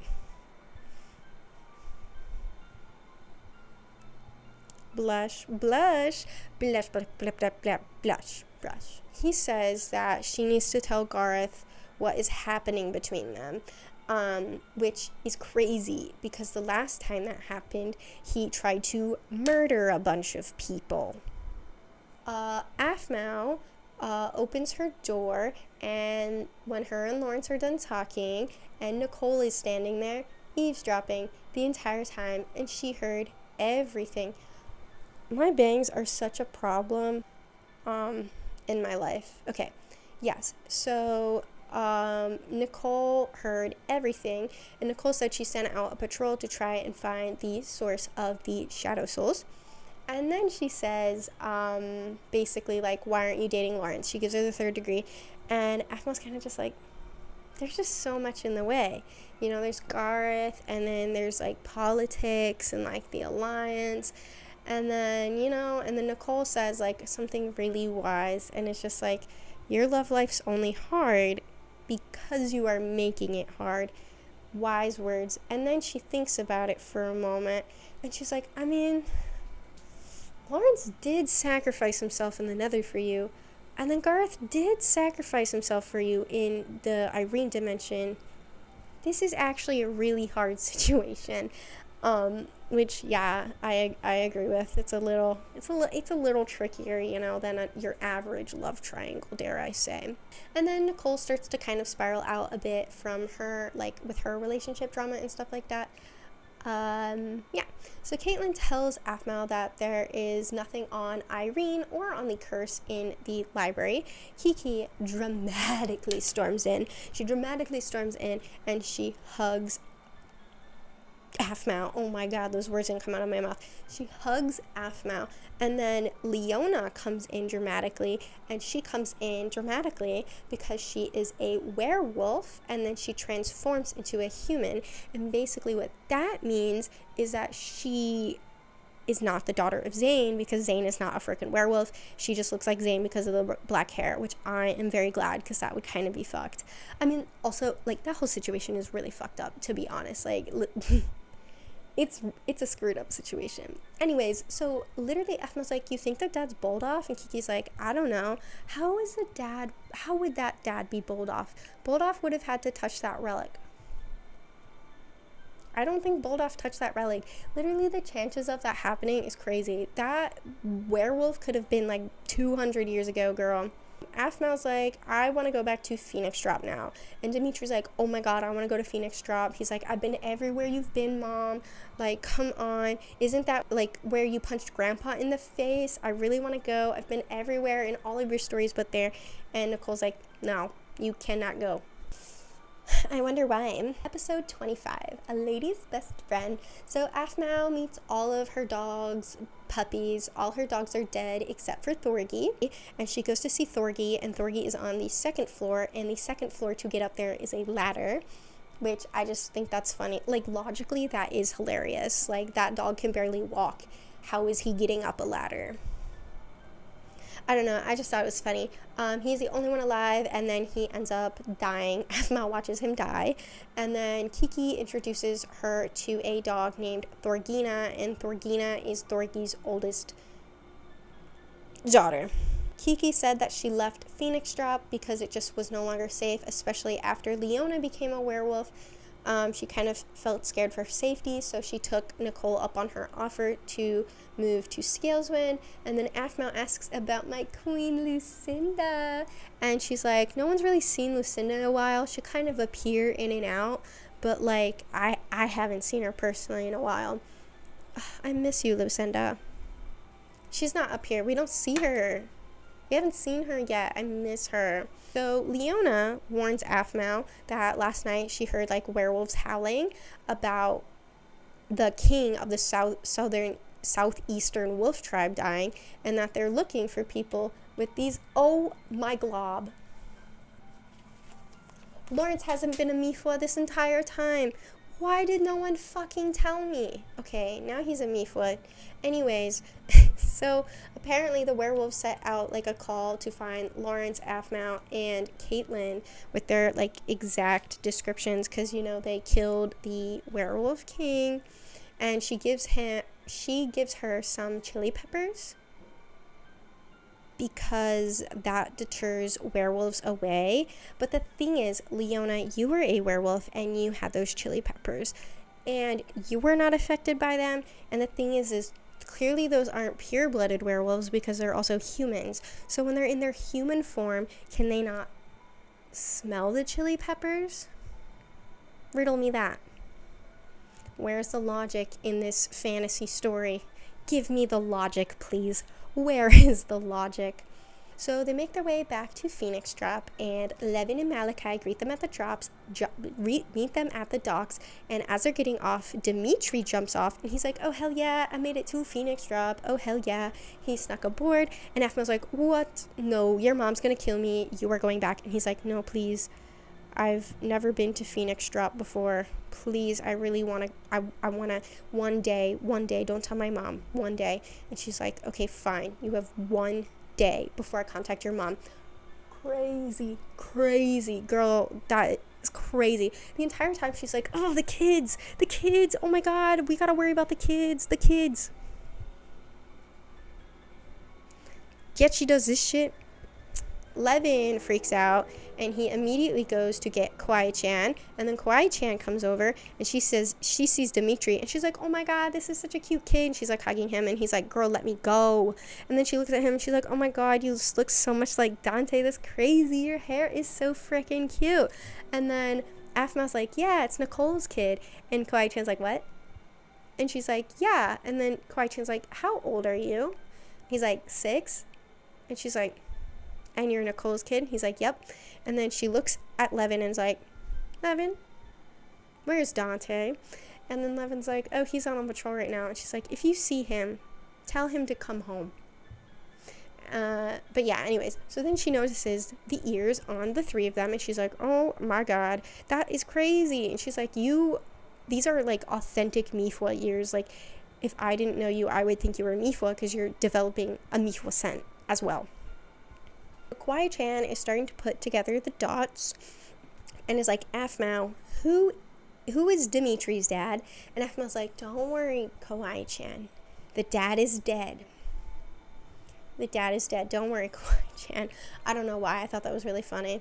I mean, we all know who the dad is, and clearly Kawaii-chan also knows who the dad is. Episode 26, Caitlyn's Angst. So Maou wakes up, and she's all bummed because she didn't see Gareth, and she is extremely sick in this episode. Not the character. Maou herself. She looks on the ground, and Caitlyn is throwing a temper tantrum because of just the chain of events that have happened. She's like, first, I get kidnapped, thrown in a cage, half naked. Girl, you were like full naked. Half naked, fed dog food. Then I get catcalled, literally, and somehow the worst one out of all of them is when Dimitri took her weapons. And then she's like, her breaking point was Nekawet stealing a croissant from her. And then Afma's like, there, Caitlyn. Here, have this piece of toast. Afma's like, wow, this is the first time we've been playful together. And she's like, and it's the last. Because the last time I was playful was with Jeffrey. I promised I would never be playful ever again. So Caitlyn's just like, oh, you sound sick. Drink some juice. But, like, she sounds sick. It's not, like, a sniffle or not. She, like, sounds sick. So she, like, literally sounds sick, and that basically means your throat's cut up, right? So wouldn't orange juice be a terrible option? I would think so. I would think orange juice is a terrible option if you're sick, but I don't know. I'm not a doctor. Yeah, she talks to Donna, and Donna also says she sounds sick and sounds weird. Basically everyone just loves to bring it up. Maou goes and writes a note to Nicole that Dimitri is there, and she sees a messenger bird. She's like, oh my God, I've never seen a messenger bird before, which I think is really funny for some reason, because the thing is, all the messenger animals at this point have been wyverns, which we have not seen a wyvern all season. With half of the season. First half of the season, no wyvern to be seen. Nekawet and Dimitri are eating pie together, and Dante returns to the village, and Dimitri introduces himself as the heir to the throne of Scaleswind, and Dante's like, what? And then Kawaii-chan's like, Dante, can you come here? And he's like, oh, hello, my sweet cherry blossom. And she's like, not now, Dante. You need to come inside right now. So he's like, okay, looks like I'm in trouble, guys. And then Maou is like, okay, I'm gonna go to the docks, because apparently Nicole gave her a gift, and the gift was chocolate-covered strawberries with a note that says to share with Lawrence, which is really freaking funny. And then while looking for Lawrence, Dante stops her and starts freaking out about Dimitri. He's like, what is his name? What's his name? And Afma's like, whose name? And he's like, the father. What is the father's name? And then Afma's like, he's dead. Don't worry about it, G. And then he's just like, Kawaii-chan was so right to bring me inside when I found out, when she told me that this was Nicole's son. Like, I just didn't know she moved on so fast. You have no right to be mad, Dante, that she freaking moved on. You freaking got someone pregnant less than a month after you and Nicole broke up, and then you had the audacity to call her fat. Shut up, Dante. You have no freaking rights, Dante. Take this man's rights away. Take him away right now.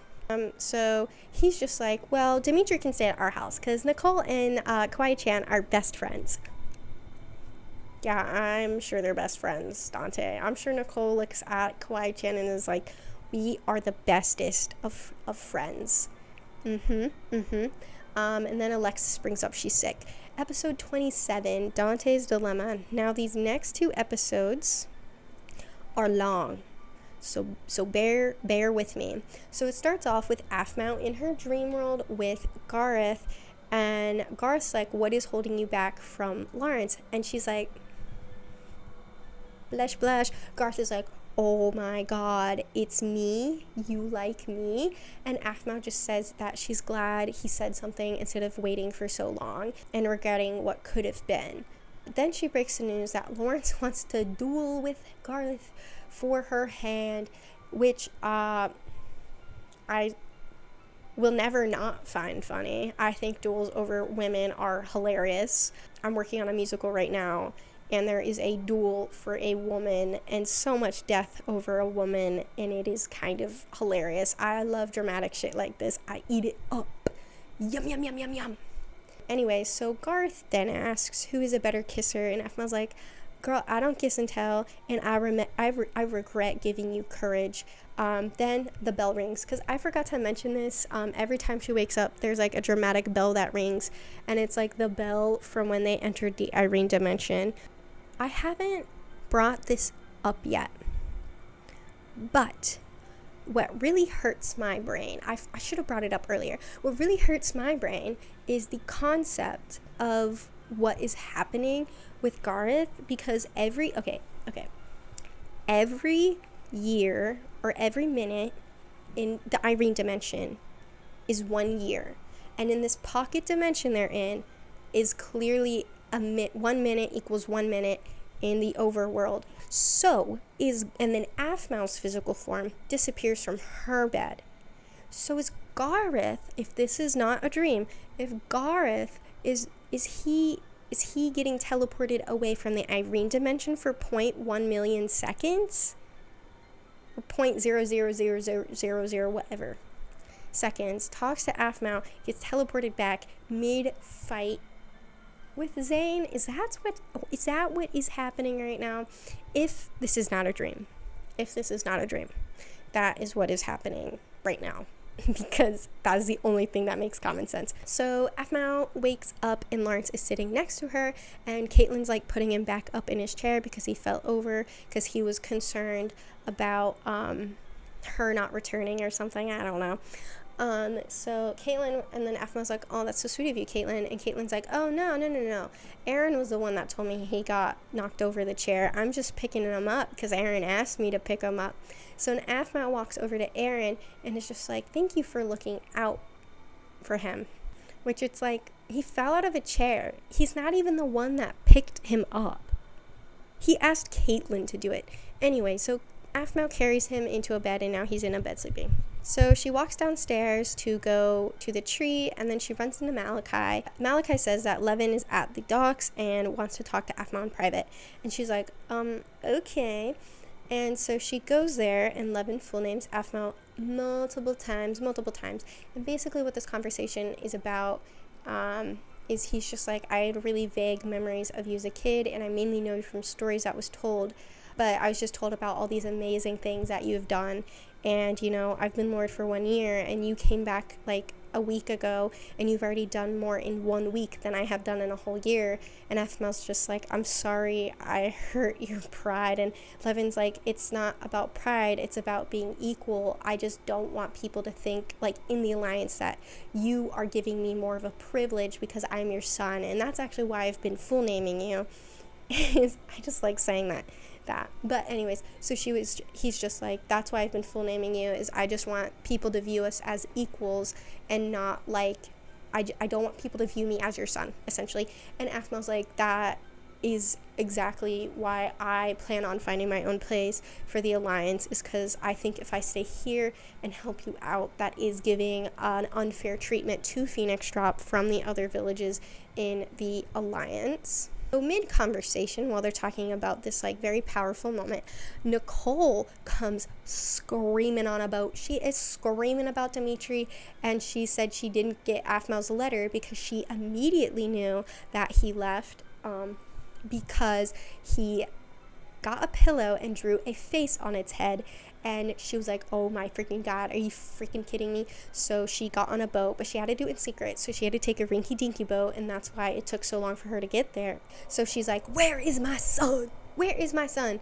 And Aphmael's like, oh, you know, he's at Kawaii-chan and Dante's house. And she's like, okay, I'm not getting off this boat. You will get my kid right now. You will get him. I'm not stepping off this boat. I am not talking to Dante. And Aphmael's like, okay. And so Aphmael goes to Dante's house, and Nekoet and Dimitri are playing. And then Aphmael's like, Dimitri, your mom's here. You gotta go. And Dante's like, where is she? And then she's just like, oh, she's on a boat. And he's like, and she's not coming to get Dante herself. And she's like, no. And she's like, what a freaking coward. And then he storms out to go talk to Nicole at the docks. And Aphmael's like, this isn't good. So Aphmael follows him, and now we get a really iconic scene I remember in my head so vividly. When I was a kid, I used to do a lot of Minecraft roleplays, because I love Minecraft roleplays on, like, creative servers and stuff, and they had a bunch of Minecraft Diaries one, like, peak Minecraft Diaries, like, there were just, like, billions of them, and I was always playing Lucinda or Nicole, and, basically,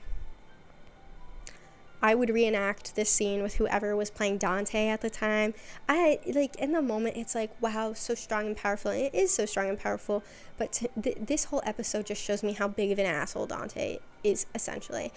Anyway, so Nicole is on her ship, and she is refusing to get off, and he's just like, dude, look at me, we're fighting right now, just, like, look at me, we broke up 7 years ago, Nicole. And she's just like, I can't move on. And Dante's like, look at me, Nicole, look at me.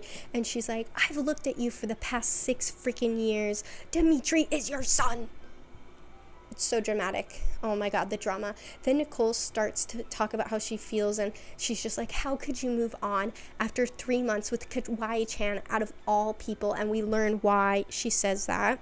Then she was like, I came to tell you that day when I returned after 3 months, but then you told me Kawaii-chan was pregnant, and then you guys were engaged, and I didn't want to destroy your new family, which makes a lot of sense. So then Caitlin comes over and punches Dante and knocks him out, and then Caitlin's like to Nicole, I would punch you too if you weren't on that freaking boat. You guys need to act like adults and stop screaming at each other on the docks in public. The kids will see you. So then they take Dante to the guard tower, and that was the end of the episode. And then episode 28, Our Past Love.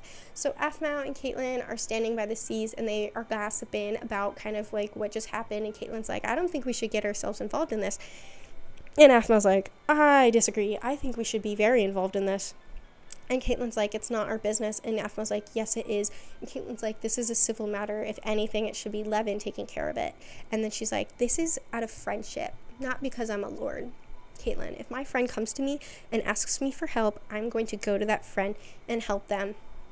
Frankly, I don't think Aphmael should insert herself, and I think it is very funny the way this all plays out with her being involved. It is hilarious in my brain. I love drama though, so I am living for the drama, so it's just really funny. Anyways, Caitlin leaves, and then Lawrence pops over to ask if she's okay, and like he's like, did you tell Gareth about us? And she's like, yes, I told Gareth, and he is interested in me, so you cannot have my hand yet. And he's like, Nuts. Anyways, Dante wants to talk to you. He's at the old guard tower. So Maou makes her way over to the old guard tower, which is like, it's an actual tower. It's not like a tree. And there is an inscription of Dante and Nicole's name in a heart, and he's kind of just sitting there looking at it. And then she goes up and she's like, "So you wanted to speak to me, Dante?" And Dante tells us what happened, at least his side of the story. He tells us his side of the story. He says that Nicole stayed by his side basically the entire time when everyone was gone. But then Kawaii-chan came back and she decided, let me tell Dante that I am in love with him, even though I know he has a girlfriend. And fun fact, me and his girlfriend are actually friends, but I'm gonna go to Dante and tell him I am in love with him. And then he's like, no, I'm in a relationship. No, thank you. And Kawaii-chan's like, that's fine. And then she, left it alone. And then Nicole broke up with him, and then he was so butthurt about it. He literally just screamed at her, "Well, I don't love you." Then he goes, "It must have been because she was hormonal or something. That's probably why she broke up with me. Like, she was hormonal and pregnant." Dante, are you hormonal and pregnant? Because you are the one being a drama queen right now. You are the one that screamed at her, "I don't love you." Nicole broke up with him because he refused to leave Phoenix Drop, and her dad asked her to go back to Scaleswind, and she couldn't go. Like, she couldn't stay. She had to go. And she broke up with you because she knew you wouldn't want to leave, and then you were the one that screamed, "I don't even love you." She was doing the adult thing. You are the hormonal pregnant woman, okay, Dante? Jesus. Anyways, Nicole pops up and she's like, actually, I broke up with you because I didn't want you to choose between me and Phoenix Drop, which is kind of what Dante said, because Nicole, oh my God, which is kind of what Dante says, but she kind of says it differently in the sense where she was like, I knew you would prefer to be a guard than my girl, and then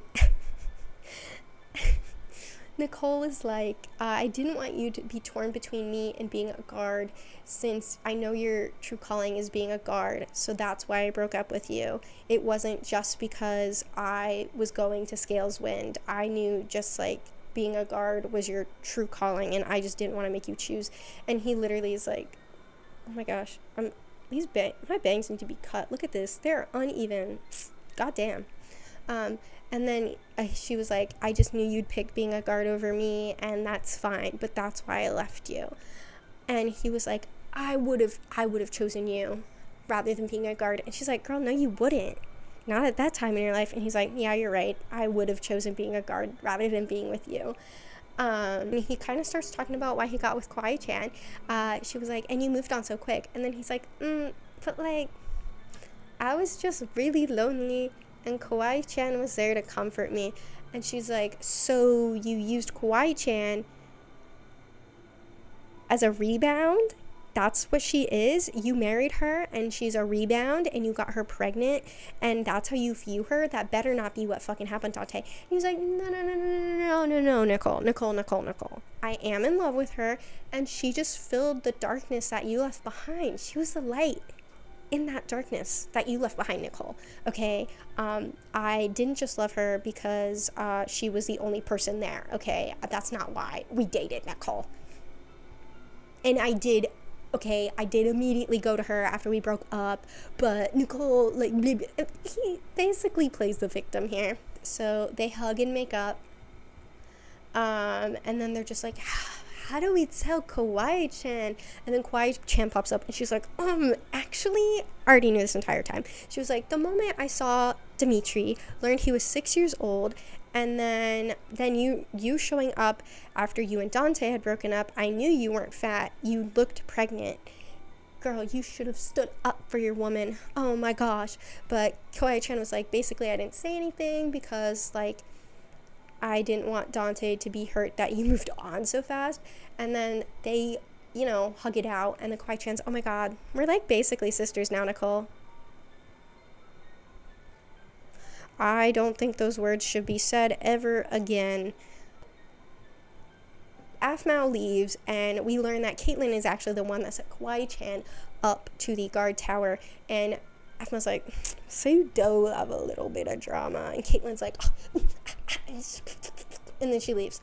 Then there is now an abrupt cut. Like, it's really abrupt. I don't know why it is so abrupt. Like, it was so abrupt, I thought like a new episode had started. But basically they're at the docks and they're setting sail to leave.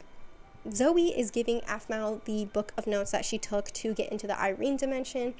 And then the final scene is a close-up of the little inscription of like Nicole Dante heart, and it pans to the table, to the iconic table.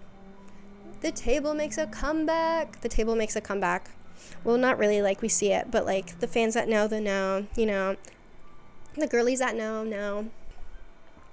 Episode 29, The Wind at Sea. So Maou is still sick. Anyways, we meet one of my new favorite characters in this storyline.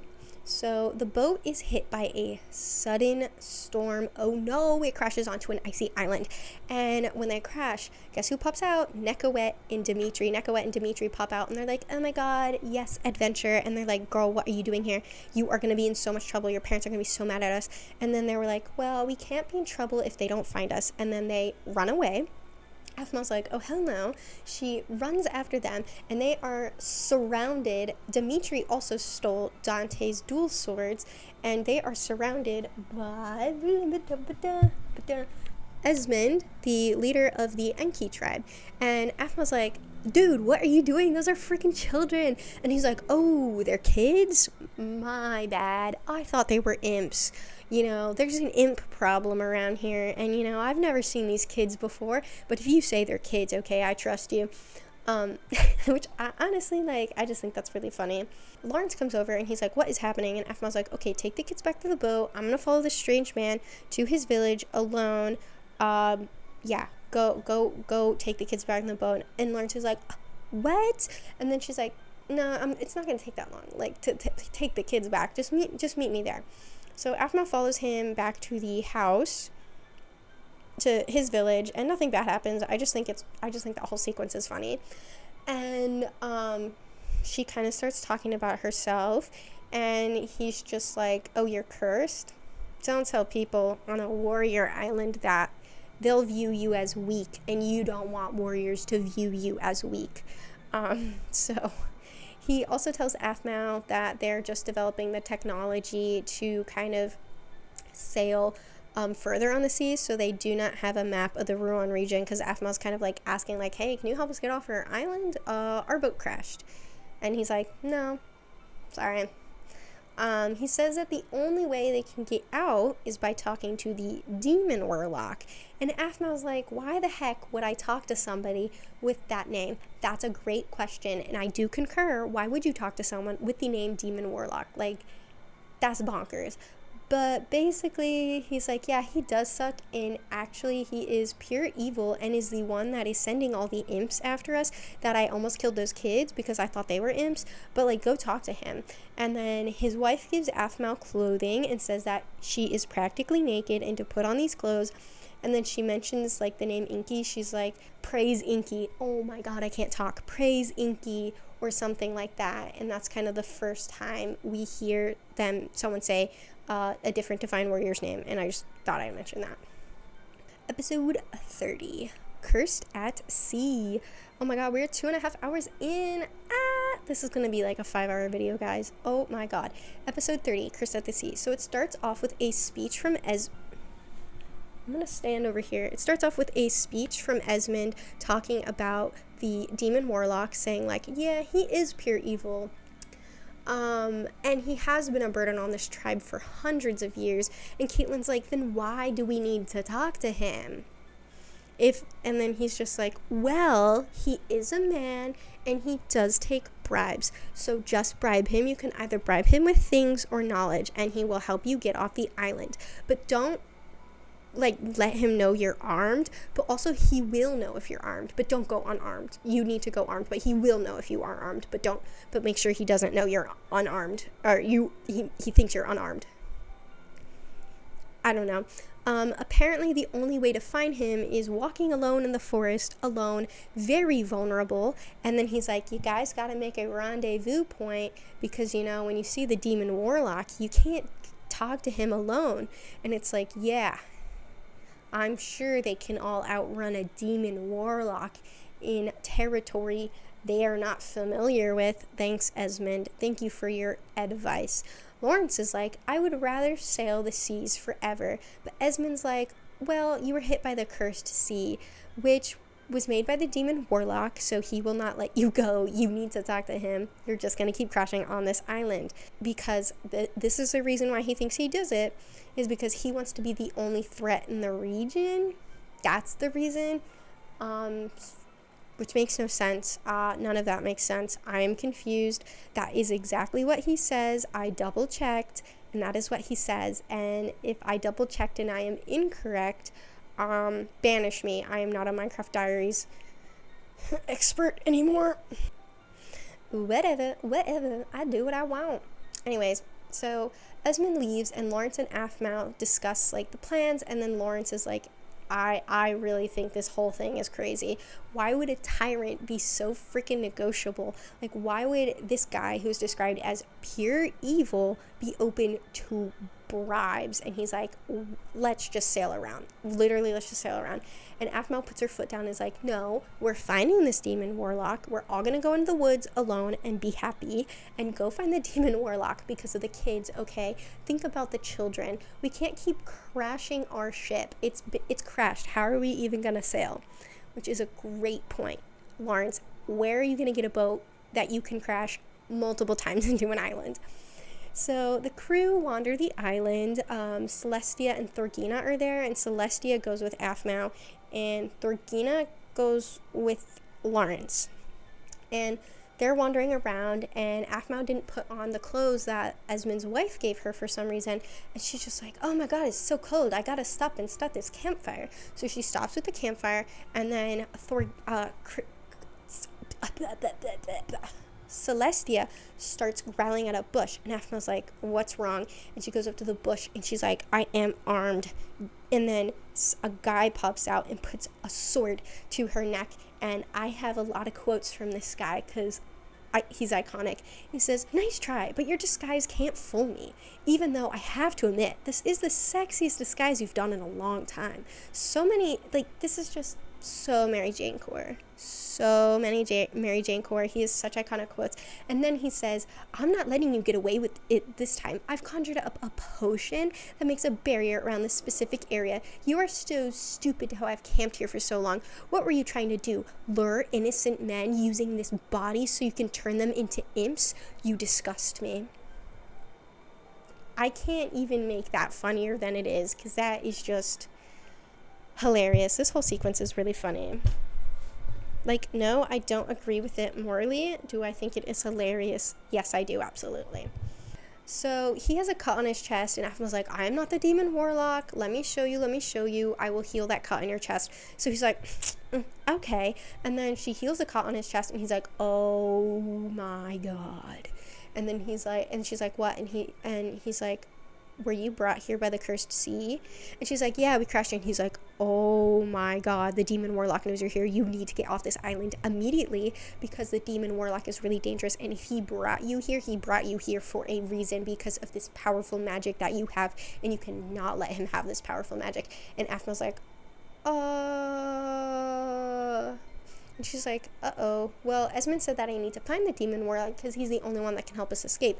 And he's like, Esmond is so freaking stupid, because he thinks, sending people to the demon warlock that the demon warlock brings to the island he'll help them get out. But the reason he doesn't see them ever again, he thinks they leave the island, the reason he doesn't see them again is because they die. The demon warlock kills them and steals their power. And he's like, Esmond isn't a bad guy, he's just fucking stupid. And I'm like, yeah, that is really weird logic. That is pure logic. So Aphmau's really freaked out now because she doesn't want to lose her awesome, amazing powers. And he's like, there is one way to get off this island, but it's embarrassing. You have to kiss me. And Aphmau's like, no. And he's like, I was touched by a siren. who gave me this magical knowledge of how to get off off of this island, and it's through my lips. And she's just like, well, I don't want to kiss people. You've kissed so many people, probably giving them this knowledge. I don't want to kiss you. And he's like, I've never kissed a traveler before because I don't want to lose this knowledge, but I think you deserve this knowledge because you healed me and you saved my life because that cut was going to get an infection. So I want to thank you by giving you this knowledge. And she was like, I am not kissing you. And he's like, it's more than a kiss. It's not just a peck. We do have to make out. And the siren said we might even have to do more. And Aphmau's like standing there like, it's for the kids. It's for the kids. It's for the kids. And she was like, okay, fine, I'll kiss you, but I'm not doing more than that. He's like, aw, blush, blush. Come here. And now we have officially met Travis. I love Travis. I think he's ridiculous. He's like an even more ridiculous version of Lawrence, in my opinion. But Lawrence stones over and puts a sword to his chest against his throat. And Travis is like, okay, maybe I embellished a little bit. It's been a while since I've seen a woman my age that's attractive, okay? Like, I'm sorry. And he's like, well, you can't have her. And then he's like, well, I don't see a ring on that finger. Oh my god, the men in this fucking series need to stop freaking saying that. And he's like, she's up for grabs. And then he's like, okay, anyways, but you guys are in serious danger. So you actually should follow me because you will die. The demon warlock will find you and kill all of you. And then they're like, okay, I guess we have nothing to lose. It's either that or the demon warlock. Episode 31, Divine Relic. It starts off with a conversation between Lawrence and Aphmau, and Lawrence is like voicing his concern about Travis over here. He's like, Travis is no good, man. You gotta be careful around Travis. And Aphmau's like, what? Is it because he tried to kiss me? And he's like, yes, it is because he tried to kiss you. He wasn't just trying to kiss you. He was trying to manipulate you into doing something more, which I totally agree with Lawrence on this one. Like, I definitely am 100%. And then she's just like, is it because you're jealous? And he was like, yeah, okay, I'm jealous. Wait, Aphmau decides to joke with him and is like, well, what if I wanted to kiss him? And Lawrence is like, why would you want to kiss him? Out of all people, why? And she was like, well, I think he's a hottie, Lawrence. And Lawrence is like, Eureka, I know you were lying. I know you are lying to me, and I'm not letting you do this to me. But if you want to kiss him, you can. You can do whatever you want. I don't care. And then he storms off like a baby. Travis watches this whole entire thing, and he is eating up the drama. Yum, yum, yum, yum. I love drama. I love drama. He loves drama. It's, you know, it's wild out here. It's wild. So Travis tells us that there are two different types of imps. There are not imps that are formed in nature, which are, you know, they're chill. They're not a problem. But then there are imps spawned by the demon warlock, and then those imps are evil. But sometimes they're not evil, and they sometimes just want to be humans and chill out. But you know an imp's an imp because they're really socially awkward. But yeah, you'll see two people walking in on an island together. You know, you'll see a doppelganger. But Travis says that he has been keeping the demon warlock at bay, but his mom was the one that banished the demon warlock to this island, and he's been like trying to like keep her banished to this island, and she unfortunately lost her life because of it. And ever since then, Travis's like goal in life is to keep the demon warlock here, and he's just like, and he's been doing that for years, and he's like, that just shows I know how to commit.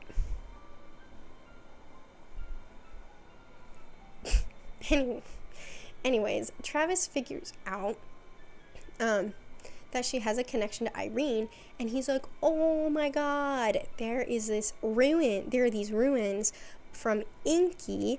There are these Enki ruins that everyone's been trying to get into and no one can get into, but maybe you can get into it because you are connected to Irene somehow. And F was like, no, I don't want to go anywhere with you. And he's like, pretty please. And she's like, okay, I'll go somewhere with you. And he's like, yippee. And then he gives her this like moon necklace, and he's like putting it around her neck. And then Lawrence walks in, and Aphmau's like, it's not what it looks like. And he's like, oh my god. And then he leaves, and Aphmau's like, oh my god, he's such a freaking baby. But basically he gives her this necklace to tell like if she's an imp or not. Like, he's like, this is just so I can tell if you're an imp or not. Yeah, just in case I get lost. So then they go and they find the ruins, and Aphmau opens it, and Travis is like, oh my god, we about to get some treasure up in here. And then they walk in, and all that's in there is a book, and he's like, what? This is so lame. Aphmau opens the book because it's making like this really annoying pinging noise, and it is actually like a note from Enki, and Enki it's like speaking to her, and basically what he's saying is he's apologizing to Irene. He wishes that like he could confess his feelings, but he never had the chance to, and he's like sorry for the Shad situation, which is giving like so Jenna situation from Pretty Little Liars. Like the Jenna thing, it's the Shad thing. I don't actually know if we ever actually figure out what that is, but whatever. Travis hits her because apparently she zoned out and was not responding to a single thing she was saying, and she was like, oh yeah, it's okay, I'm chill, I'm all good.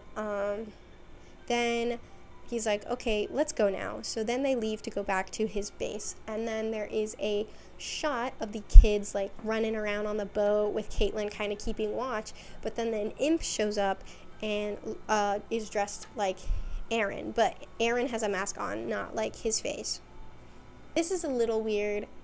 This cutscene makes no sense in my opinion. Anyways, so episode 32, on Angel Wings. So they head back to Travis's place, and Aphmau tells Travis what was in the book, and then they're interrupted because there's this giant cloud of smoke, and Aphmau's like, whoa, look at that, is that smoke? That's crazy, look at how much smoke that is. And she's like, wait, that's where the boat is. And then they run over, and Caitlin is laying on the ground, and she's paralyzed, and she's like, oh my god, these imps, the demon warlock took the kids. And Aphmau's like trying to like heal her, and Caitlin's like, don't worry about me, go get the freaking children. The imps took them, and is like, you need to go to the demon warlock, you need to go to this specific pillar, so you need to talk to him, he wants to talk to you. So Aphmau's like, okay, I'm gonna do that. And then Travis is like, no freaking way, I am not helping you find the demon warlock. And she's like, why, you need to help me, these kids are in danger. And he's like, no freaking way am I doing that, because if the demon warlock kills you, gets your powers, he will be strong enough to get off of this island and invade the entire region, and I am not letting that happen. My mom died to keep him on this island, he is staying on this island. And Aphmau's like, okay, screw you then, I'm going. And then she throws her sword on the ground and runs into the woods. So Aphmau is running around, she's like, oh my god, I can't find this pillar, and she has until the end of the day to find this pillar. And then she sees an imp that is dressed up like Dimitri. She chases the imp, and then she goes to this pillar, and this like orb sucks her in, and now she is in this like pocket dimension, and we meet the demon warlock. I don't think you can see the image that well, but you can see it better than all the images over here, so it's good enough, okay? But anyways, she meets the demon warlock, and he's like, so like, how did you get this power? I've never felt power like this before. And she's just like, oh, it's I went to the Lady Irene dimension, and I like absorbed her relic, but I'm not like Lady Irene, I am not her, but I do maybe have her powers. And he's like, oh, he's like, well, if you want these kids back, you do have to give me these powers. And she's like, what? No way. And he's like, yes way. If you actually don't give me your powers, I'm not only not giving them back, I'm actually going to freaking kill these kids. And she's like, oh, wait, okay. So you will give me the kids if I give you my powers? And he's like, yes, I pinky promise. And she's like, okay, you can do it. And then he's basically starts calling her weak and stupid and how she is so dumb. And then she gets so angry. She's like, no one calls me weak and stupid. Just kidding. No, she doesn't do that. But basically she gets really angry, and she stabs him when she transforms into, oh my god, that was fucking on there, to Angel Aphmau. She stabs him, his physical body form dies, and now he's just essence. And he's like, okay, either you're a genius and you're really good at playing stupid, or you do not know how to control that. And you know what? I don't know which one is scarier, but you can have the kids. Yeah. And then he's just like, this won't be the last time we meet, though. We will meet again. Episode 33, Realm Breaker. So the warlock still is teasing her about how she can't control her powers. Okay, she's no longer Angel Aphmau, so I am putting back up Levan. Boop. I'm putting her back up there. Okay. So he's still making fun of her, and he's like, isn't it so nice to be able to control your opponent like that? Isn't the form so fun? You should do it again. You looked really cool and really awesome. And since you have that form, you're so cool, you can figure out how to get out of this realm yourself, because I don't have a physical form, so I actually can't help you, and you are stuck here. And then they're like, what the hell? And then suddenly they are warped out of there, and Aaron is standing out there, and he broke the orb, and she's like, oh my god, how'd you do that? And he's like, don't worry about it. Don't worry about it. And it's like, okay, I guess not. I guess we won't worry about that. Then Aaron and Aphmau take the kids to the Enki tribe. Is that it? Yes, that is it. Take them to the Enki tribe, and Caitlin is also there, and they are resting. And Aphmau tells everybody what happened, and Lawrence tells her to remember that she isn't a monster, and he knows what it's like to lose control, because, he feels this way when he transforms into his Shadow Knight form. Travis decides to talk to Esmond about kind of everything that he's been doing for this island, and Esmond's like, girl, you haven't been doing jack shit for us. The imps are the only thing that bother us. And he's like, you guys are being so dumb. You guys are being so stupid. I've been helping you, and you're not acknowledging it, and I have never told you, but now I'm finally telling you. And he's like, we're not in danger. You mean nothing. He's like, just because your mom helped get rid of the demon warlock and keep him trapped doesn't mean you'll do it. Because the demon warlock hasn't done something in years. And then Travis storms off because, anyways. So Esmond is like, yeah, Caitlin and the kids will be fine. They just need to rest a little bit. I need to make sure to keep this by my mouth. Esmond, he's like, the kids are fine. They just need, a little bit of rest. But I can't give you a boat. Because we just don't have the supply. I can't give it to you. We don't have the supplies to give you food or a boat. And they were thinking about sailing around still with their boat that crashed into the sand, and now it caught on fire, but I still think they needed a new boat. Even if it didn't catch on fire, that thing would definitely frickin' sink after it crashed on a whole island, in my personal boat inspector opinion. Yes, I am a boat inspector. That is my side gig.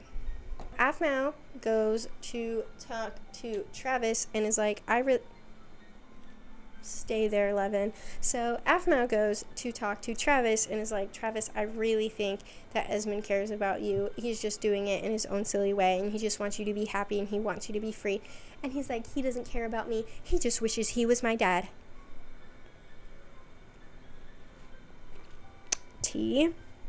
Oh my god. Crazy. Basically, Travis tells us that his mom was super hot and mysterious, and she was in the woods and stuff, fighting the demon warlock, and then everyone was like, oh my gosh, she's so cool and mysterious. And then Esmond had a little crush on her, but then she got with Travis's dad, which we will learn later what about that, which is crazy what happens. Anyways, Travis is just like, I have a ship. We'll just get my ship and we'll get out of here, because these people are treating me like trash and I'm not here anymore. And then he's like, can I join the Phoenix Alliance as a guard? He's down on one knee. He kisses her hand, and I feels like, yeah, you can do it, as long as you promise to keep peace and stuff.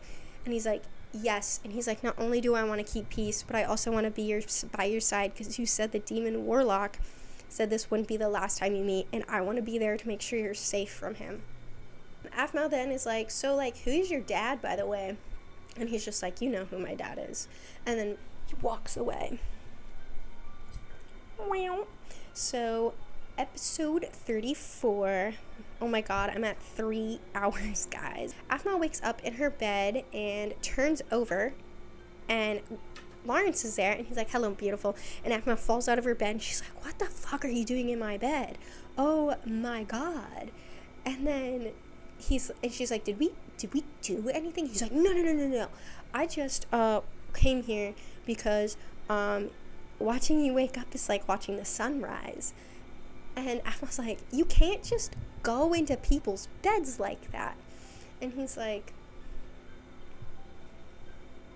And then Travis, he runs upstairs, and he's just like, I heard yelling, I am a guard, so I came to investigate. And then Lawrence is like, wow, great response time. And he's like, thank you. And he's like, but your response time's so good. Like, how did you get here so fast? And, like, what's the issue? And Lawrence is like, there's, like, a cockroach on the ground or something. And I came upstairs and killed it because I'm such a good guard. And Efma's like, she's like, no, that is not what happened. I woke up and he was in my bed.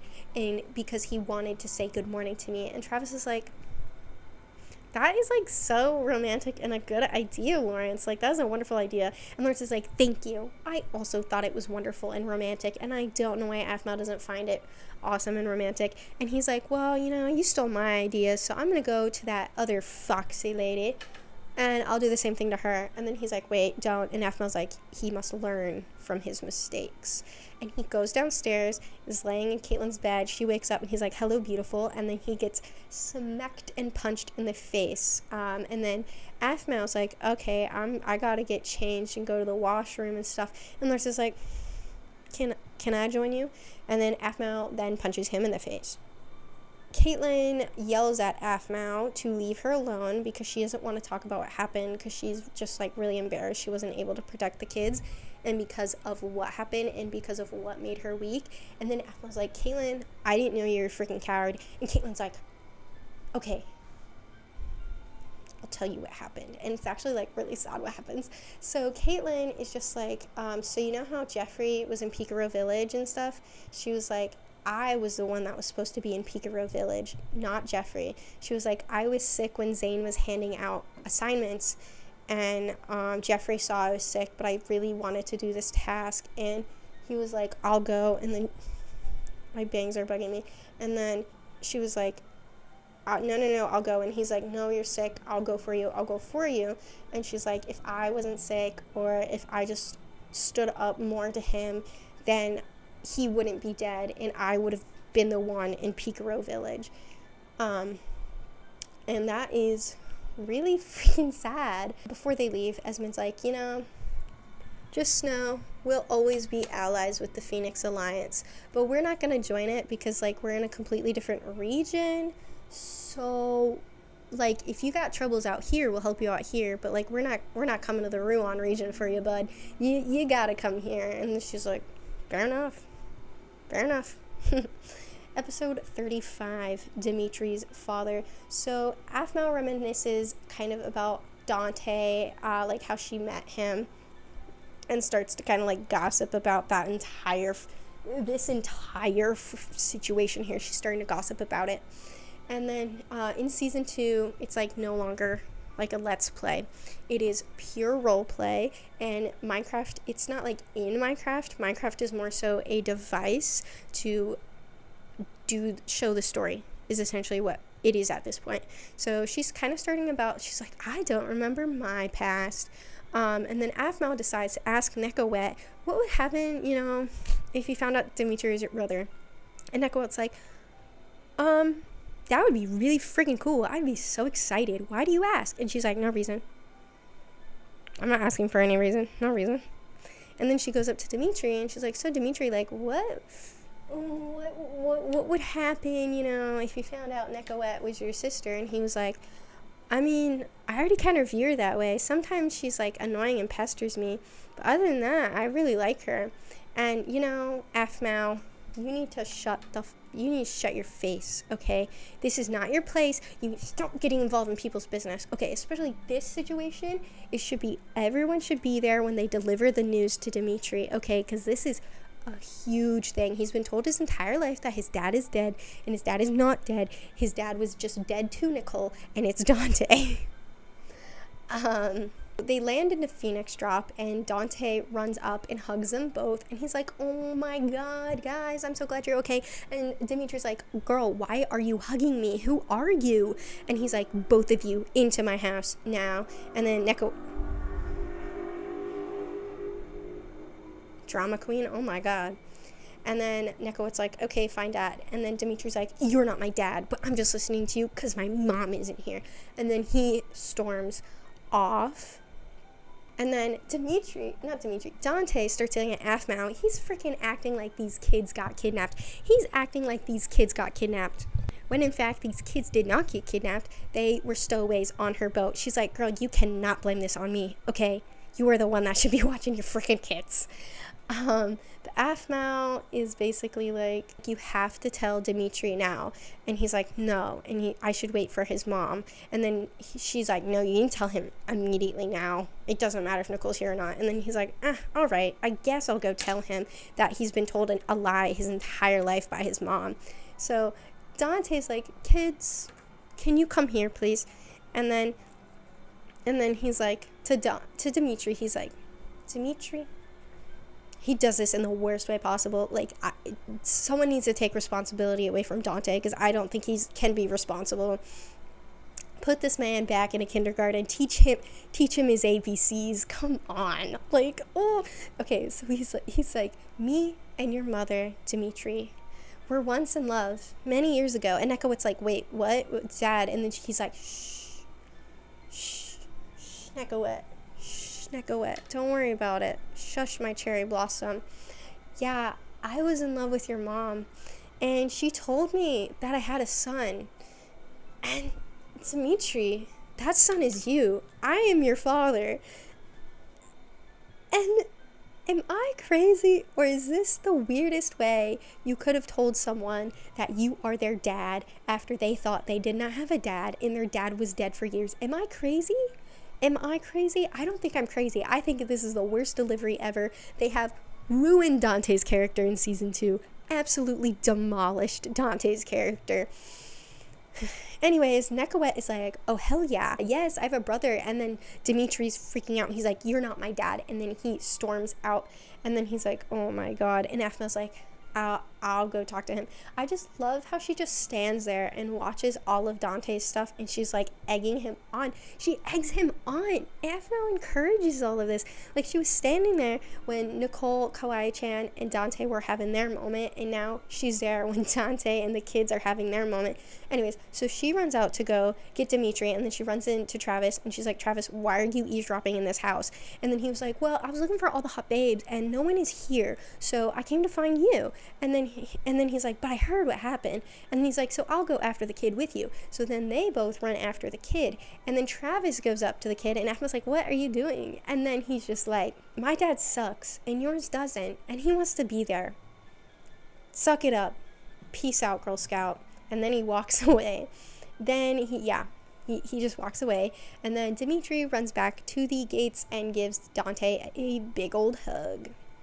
Episode 36. Secret Alliance. This is taking a lot longer than I thought it was gonna take. Oh my God. Anyways, I yap too much. Aphmau starts to think about her past again and is like, I just can't remember anything before that guy that took me to Phoenix Drop. Like, other than that, I just don't have a memory of anything. Dante talks about his current drama and says that Nekawet is like her mother, who is naive and to what is in front of her, and you should not be fucking talking about your wife like that, Dante. You should not talk about your wife like that, Dante. Anyways, Dante brings up how Kawaii-chan keeps calling Nicole her sister and how that is making everyone extremely uncomfortable. It is making me uncomfortable, and I am not even involved in this situation. I am simply a girl on the internet that is uncomfortable hearing Kawaii-chan call Nicole her sister. That's weird. Dante was like, wait, I meant to talk to you about Levan and Malachi. Why the fuck am I talking to you about my situation? He's like, anyways, Levan and Malachi went on a trades thing, and they were supposed to be back by now, or like a civil matter. I don't know what to say. They went to Brightport. They went to Brightport to go talk to the Lord of Brightport, and they were supposed to be back by now, but they're not back by now, and I'm actually quite worried. Can you go to Brightport and just like check in on them, but don't let them know that like checking in on them, just like pretend that you were just there. And Aphma's like, oh, you're just acting like everyone's dad, aren't you? And then he's like, I hope you get stung by a bee, and then walks out, because like Aphma, that was a little too soon for that joke, let's be real. So Donna goes up to Aphma and is like, where do you keep finding all these hot men? I'd go crazy if I was on your boat. And then Donna is like, Aphma, I know you don't have time to think about this right now, but you can't work like this forever. In the future, when you look back at your life, will you be happy with the person you are? Bro, what? What, Donna? What? That's a crazy thing to just randomly drop on somebody. I think she's talking about, like, how Maou's like, oh my god, there's so much glitter on my floor. I think she's just talking about how, like, Maou isn't in a relationship and she focuses too much on her work.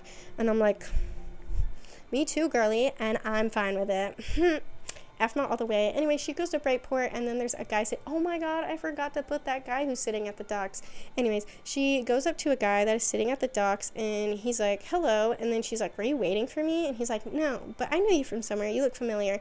And she's like, I don't know you. And he's like, no, I definitely know you. And he's like, oh my god, you're Maou. And she's like, yeah. And he's like, I'm John, Vischer's son, throwback Vischer's son. And she's like, oh my god, hi John, oh my god, you're so grown, that's crazy. And then she's like, hey, have you seen Malachi and Levan?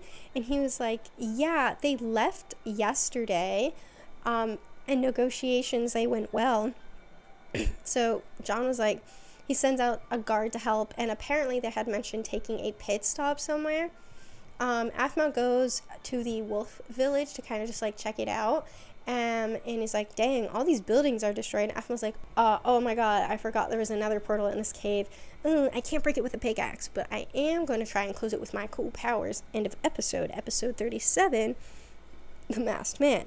So it opens where it left off, Maou trying to close another portal with her powers, and it's not working, and she's like,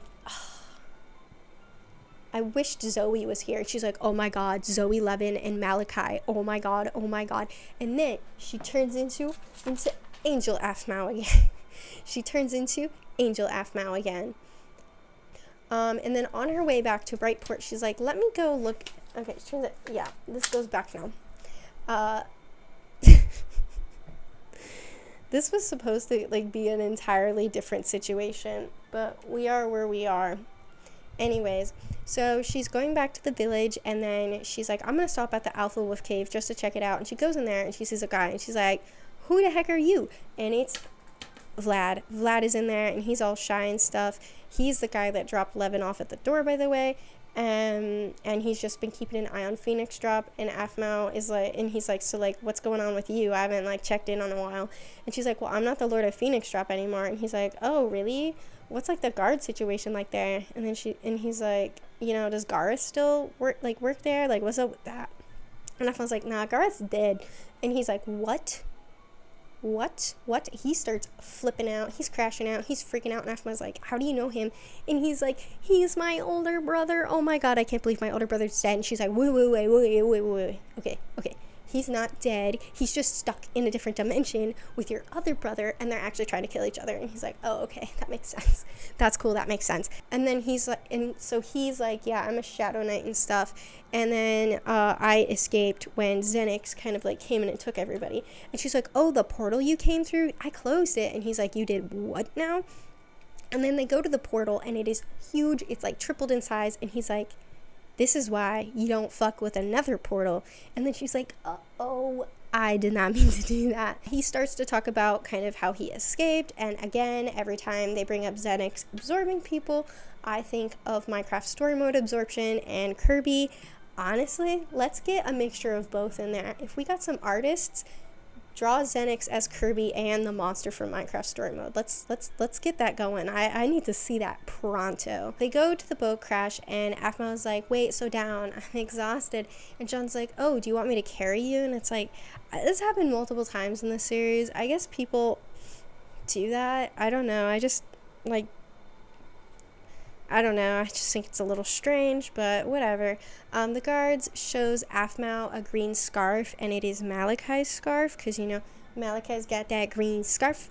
And she's like, oh my god, this is Malachi's scarf. And then she goes to investigate the boat, and in the boat she sees Purple Hair, who has purple hair that notoriously kidnaps people.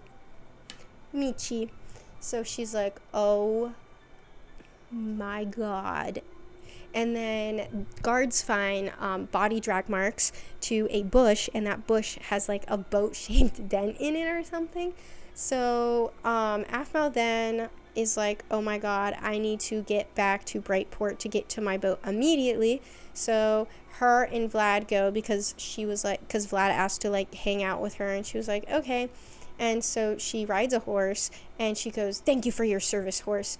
Drops the horse off at Brightport, runs to the boat, and she is panting the entire time. She's like, and it is making me so uncomfortable. I'm like, oh my god, please stop, I'm so uncomfortable, please.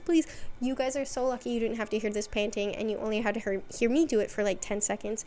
Not even 10 seconds, 2 seconds. Like, she is doing it for so many minutes, guys. She does it from Brightport all the way to Phoenix Drop, and then the entire time she's having a conversation with Dante, she's hyperventilating the entire time she's talking to Dante.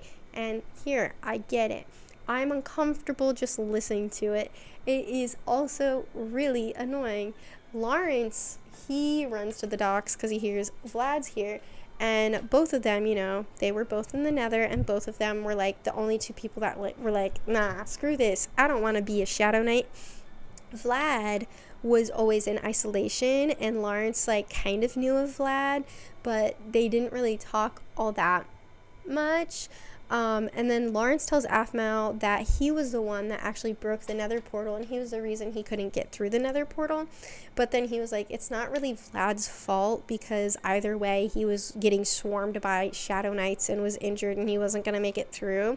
And he was like, I think that was the only opportunity Vlad had to break the Nether portal, because to break another portal you can only do it from the inside, you can't do it from the outside. That's why it like wigged out when Aphmau tried to destroy it.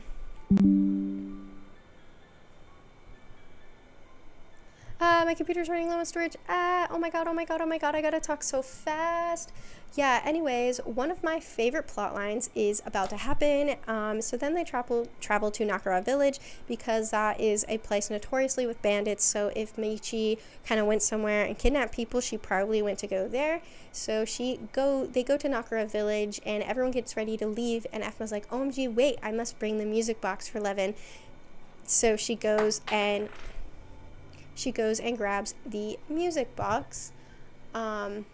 Episode 39, Nakara Village. So everyone on board the boat, and they double check to make sure there's no kiddos on, and Aphmau starts blaming everything that has happened on herself, and she's like, everything's my fault, everyone around me just gets kidnapped and turns into cats. And Caitlyn's like, we are actively going out of our way to help you and be with you, we are our own people, none of this is your fault, you are also like not involved in this, but none of this is like your fault. And Caitlyn tells Aphmau kind of how people join the Jury of 9, and basically like there is that list, you know, that we talked about.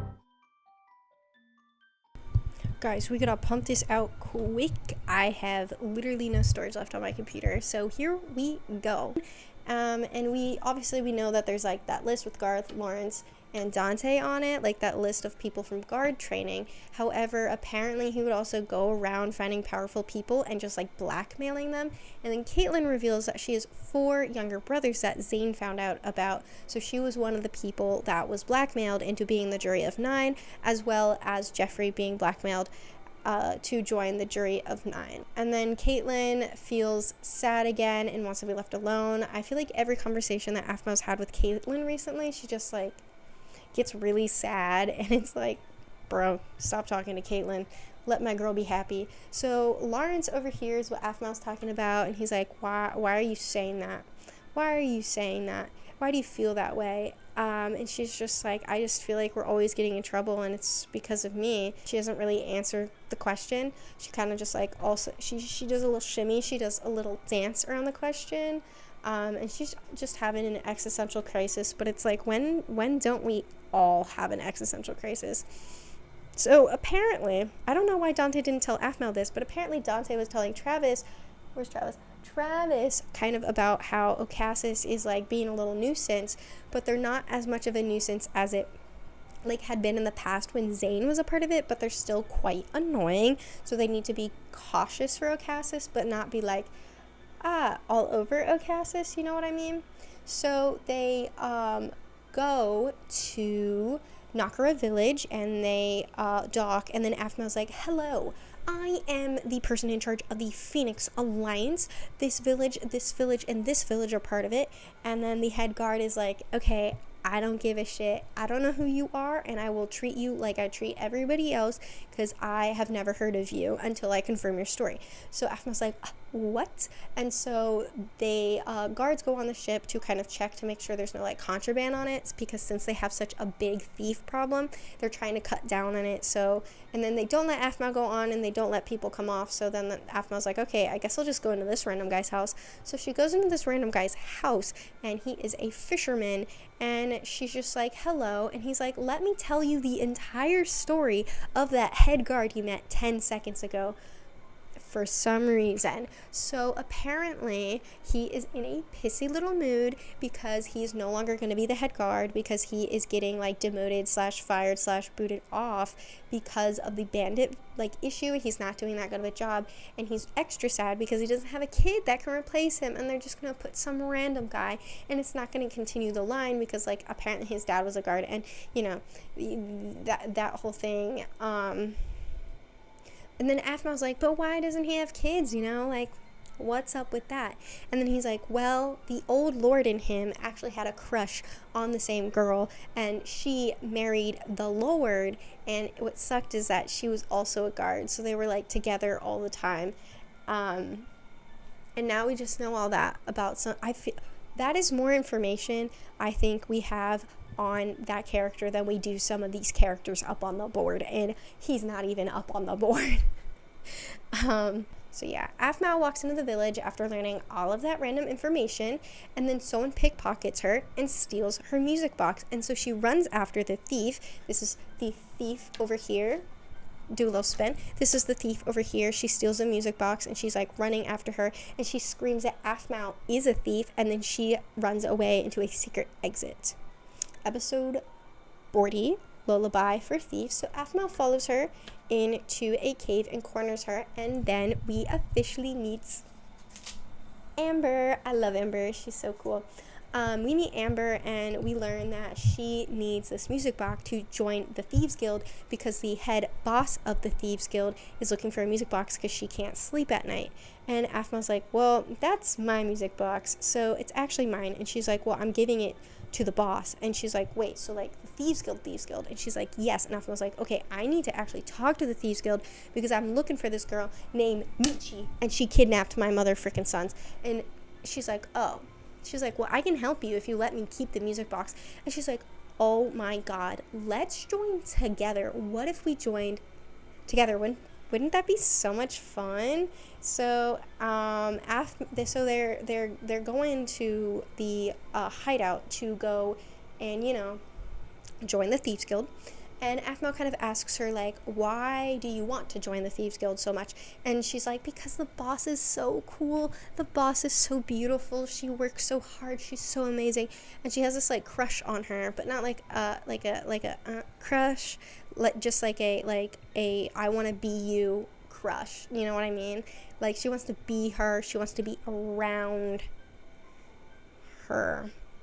So they enter the guild, and then they make their way to the leader, and then Amber shows the boss, which we never learned her name is just boss, the music box, and she's like, maybe you're not useless after all, Michi. And so Aphmao asks the leader if she knows a Michi, and the boss is like, I know a Michi, but I'm not going to tell you who she is. You're going to have to join the Thieves Guild before I give you that information for free, okay? Episode 41, The First Trial. I love this subplot. I love the Thieves Guild, okay? So Aphmao and Amber prepare for the trial, and Aphmao shames Amber because she's too nice. Amber's too nice of a person. I'm gonna have to be like over here. Amber is too nice of a person to be a thief, okay? She's too nice, and Aphmao's like, you were too nice. And she's like, girl, you're one to talk. And literally, Aphmao is like, stab me then. Stab me. Show that you will kill for that music box, okay? Show me that you will fight. You will stab somebody. You have the guts. And she's like, you are fucking crazy. And then she storms off, and Aphmao's like, oh my god, why should you just storm off like that? So Aphmao goes after her, and she's just like, okay, fine. We're good. let me talk you through the first trial and teach you how to pickpocket. Oh my god. F-mouse falling. F-mouse falling. Okay, well, I guess she's going to continue to fall. Sorry, I mean, Levan, because I don't know F-mouse. But so she's like, okay, let me talk you through the first trial. Basically, we're going to pickpocket, and I'll show you how to do it. But before she can show F-mouse how to pickpocket, the boss comes out and is like, Amber, can you please get me some wine from the wine cellar? And she's like, oh my god, yes, immediately. And she runs off, and the boss is like, oh no, you're not getting your pickpocket lesson. I hope you do good in the trial, and I hope Amber makes it in time for the trial. And then Afma's like, girl, the frick is wrong with you? So then Amber comes back, and she's like, boss, look, I got the wine. And Afma's like, come on, we gotta go to the trial. So then they go to the top of the hill where the trial is, and it is revealed what they have to do. Essentially, what the trial is each person has to pickpocket something that's worth a diamond or more, and it can either be one thing or multiple things that are equal to a diamond. So they have to do this individually. They cannot help each other, and they are allowed to steal from each other. So Afma's like, okay, this is the perfect opportunity to tell people I'm okay, because she hasn't seen her friends in a while, and they're probably worried sick. So she goes into the village, and she figures out where Lawrence, Caitlin, and Travis are staying, and the stranger, and Vlad, oh my god, there's so many people here, are staying. And then she goes upstairs, and Lawrence is like, who the fuck are you? Because she has, like, Malachi's scarf around her neck. Oh, I should have gotten her little bandit look. I love her bandit look. It's so freaking cute. But, and he's like, who are you? And she's like, yo, it's me. And he's like, Maou, dude, everyone is freaking looking for you. You need to stop disappearing. And she's like, okay, I'm actually at the Thieves Guild, and they said if I join the Thieves Guild, they'll give me information on Magi. So I need to join the Thieves Guild because this is the only lead we have, like, at all. And he's like, okay, I understand. She's like, the problem is I need to pickpocket someone, and I don't think I have the guts to pickpocket someone. And Lawrence is like, okay. And then he grabs something, and then he hands it to her, and he's like, oh no, I've been pickpocketed. Oh no, I've been stolen from. Where'd it go? And Afma's like, oh, you.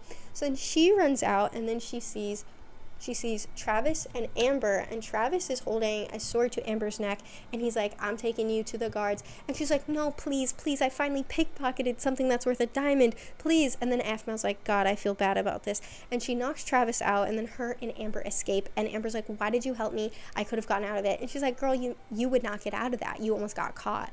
And so then they go to the boss, and the boss knows, like, she visibly saw Afma help Amber, but the boss is like, okay, you're both going to the second trial. And Amber's like, what? And Afma's like, what? But I helped her. And she's like, yeah, I know, but she did get the diamonds, the what she needed. So I'm gonna let her move on, because she just got cocky, like, she didn't need it. So they're like, okay, cool. And so then they go back, and now they learn what the second trial is they need to steal something from the city of Okassis. Episode 42. Aaron's, I think that's supposed to say amulet. I'm going with amulet. It says laminate. It's not laminate, it's amulet. Oh, one of the guards from the guild asks Afmaou if it's true that Amber actually passed the first trial, and Afmaou's like, yeah, why? And he's like, okay, this is not good. Amber does not have the gonads to be a thief. She's just so sweet and so kind, like, she just will not be able to survive, especially this next task, going to the city of Okassis and stealing from somebody. And Afma's like, what, do you like her? He's like, no, we both grew up on the streets together, and she's just too sweet. We, like, let her in here because, like, we know nothing will happen, but this has got to be some sort of cruel joke that the boss is doing to her. And I just don't want her to get hurt, because if you get caught stealing something in the city of Okassis, you will either die or go to jail for life. And Afma's like, uh-oh. But anyways, so the boss hands Afmaou a book, and it says who she needs to steal from, what she needs to steal, and when she needs to steal it by. So now Afmaou starts the second trial. So Afmaou heads to Okassis, and she meets an R/nice guy guard, and that hits on her, and then she, like, rejects him, and he's like, well, you're probably ugly under that freaking mask anyway. You're probably rancid under there. we love an r/nice guy in storyline, I guess. And on her way to Okassis, she comes across this burnt down village, and so she goes in the burnt down village and she gets this like vision of the village kind of going into chaos. Well, not burnt down village, I should say dilapidated. It was not burnt down. She gets this vision of what happened in the village, and essentially what happened was Aaron, this is where Aaron's from, Aaron's son brings an amulet he got from Zane, and Aaron takes the amulet, and he's like, what did I tell you about taking things from strangers, dude? And then when Aaron takes the amulet sucks the souls out of everybody in the village, so he witnesses his wife, his son, every other person in the village but him get their souls sucked out. I can't imagine how traumatizing that is. I, at the ripe age of 22, I will admit, I was crying watching that at the ripe age of freaking 22. Watching Minecraft characters get their soul sucked out of them and a family get destroyed. It is sad. It is so, so sad. So, yeah. Aphmau then sees Aaron. Oh my gosh. Aphmau then sees Aaron and he's like, you saw all of it, didn't you? And she's like, yeah, I'm like really sorry, dude. And he's like, it's fine, leave me alone. So then she starts her journey to Okassis again. Episode 43, The Hour of Okassis. This is where it gets crazy. She makes it to Okassis, and the guards are like, we don't let your kind in here. So she's like a Mifwa right now, because they hate Mifwas in Okassis. She's like, okay, screw you. She sees a different person, a part of the trial, go in through a sewer, so she's like, okay, I'll go in through that sewer. So she goes and follows him into the sewer. And so this is something really funny that she does. Every time she has to make a cut in the video, she just will like, so, okay, I'm the Minecraft character. She goes, oh my gosh. And she like makes a huge sigh, and it's just like really freaking funny for some reason. I don't know why. I just find it really, really funny when she does that. Like, I mean, we all got to do it somehow, Aphmau. And that's just the way she does it, I guess. Anyways, she discovers what eavesdropping is. Like, literally, she's like, oh my god, I can listen to people's conversations. And she kind of is listening to these people talk about what has been happening in Okassis. Kind of like, literally every son, Vlad, Zane, and Garth are all like pronounced dead, because it's been 15 years since Zane and Garth have been found.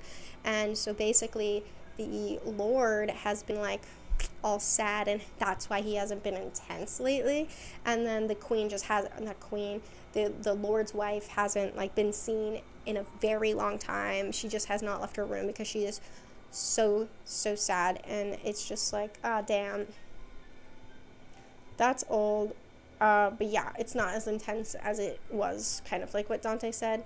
So she walks into this valley, and she hears these two boys talking, and one boy's like, oh my god, you're not gonna believe what I saw. And then the other guy's like, what? And then he's just like, there are boats docking at Okassis right now, and they're not Okassis boats, and they're huge. And he's like, there are no boats bigger than Okassis. Boats bigger than Okassis boats do not exist. And he's just like, no, I am telling you the truth. He's like, I don't believe you. And then we hear an explosion. There's an explosion.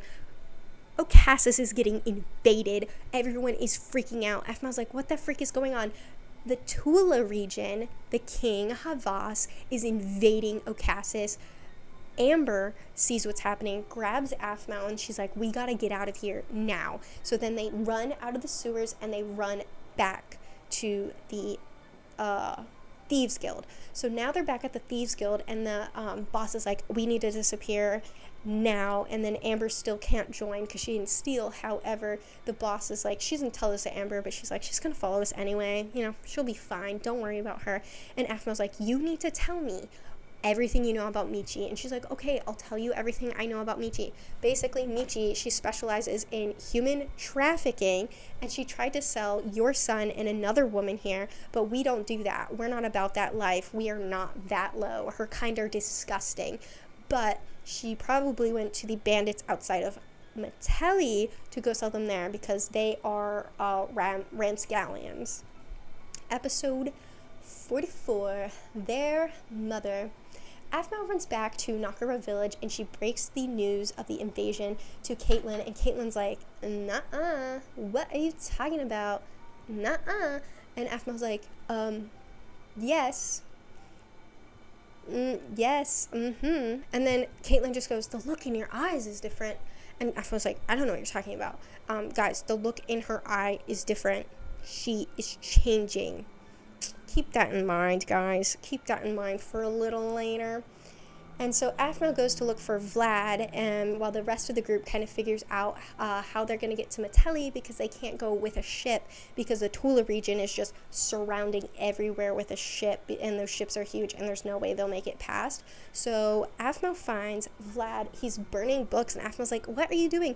And he's like, "I'm burning trade books." And he's like, "I'm burning these new trade books because Phoenix Drop and Metelli are so new that if I burn these books, then the Tula region, the Tula guards or whatever ships will have a hard time filing Phoenix Drop and New Metelli." And F was like, "That's actually genius." And he was like, "Yeah, I was doing it at Okassis, but I wasn't able to get them all, but it should be enough so that like they're the last ones to be influenced by that." And that's like really smart. And then he was like, "But look, I found this mega map of the entire region, which is crazy, showing the cursed forest."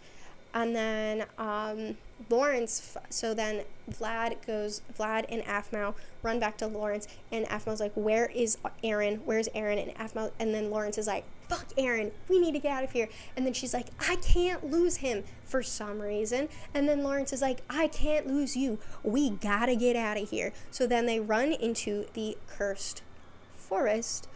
Anyways, I don't know why she had that reaction with Aaron.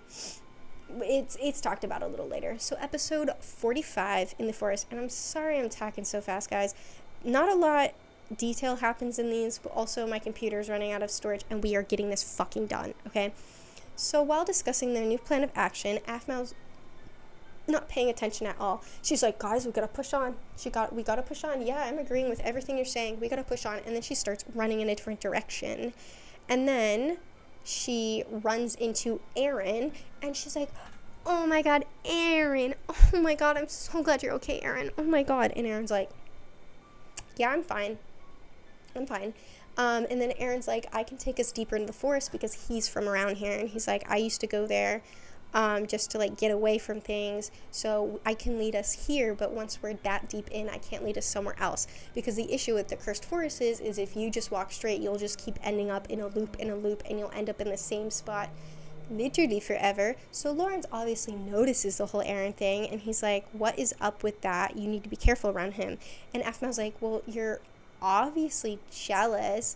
And he's like, "Well, yeah, you're like basically upset. You were obsessed with finding Vlad and Aaron." And here's the thing. I understand the Vlad thing because Vlad had just gone missing. No one had seen him since he'd gotten here. He literally just disappeared.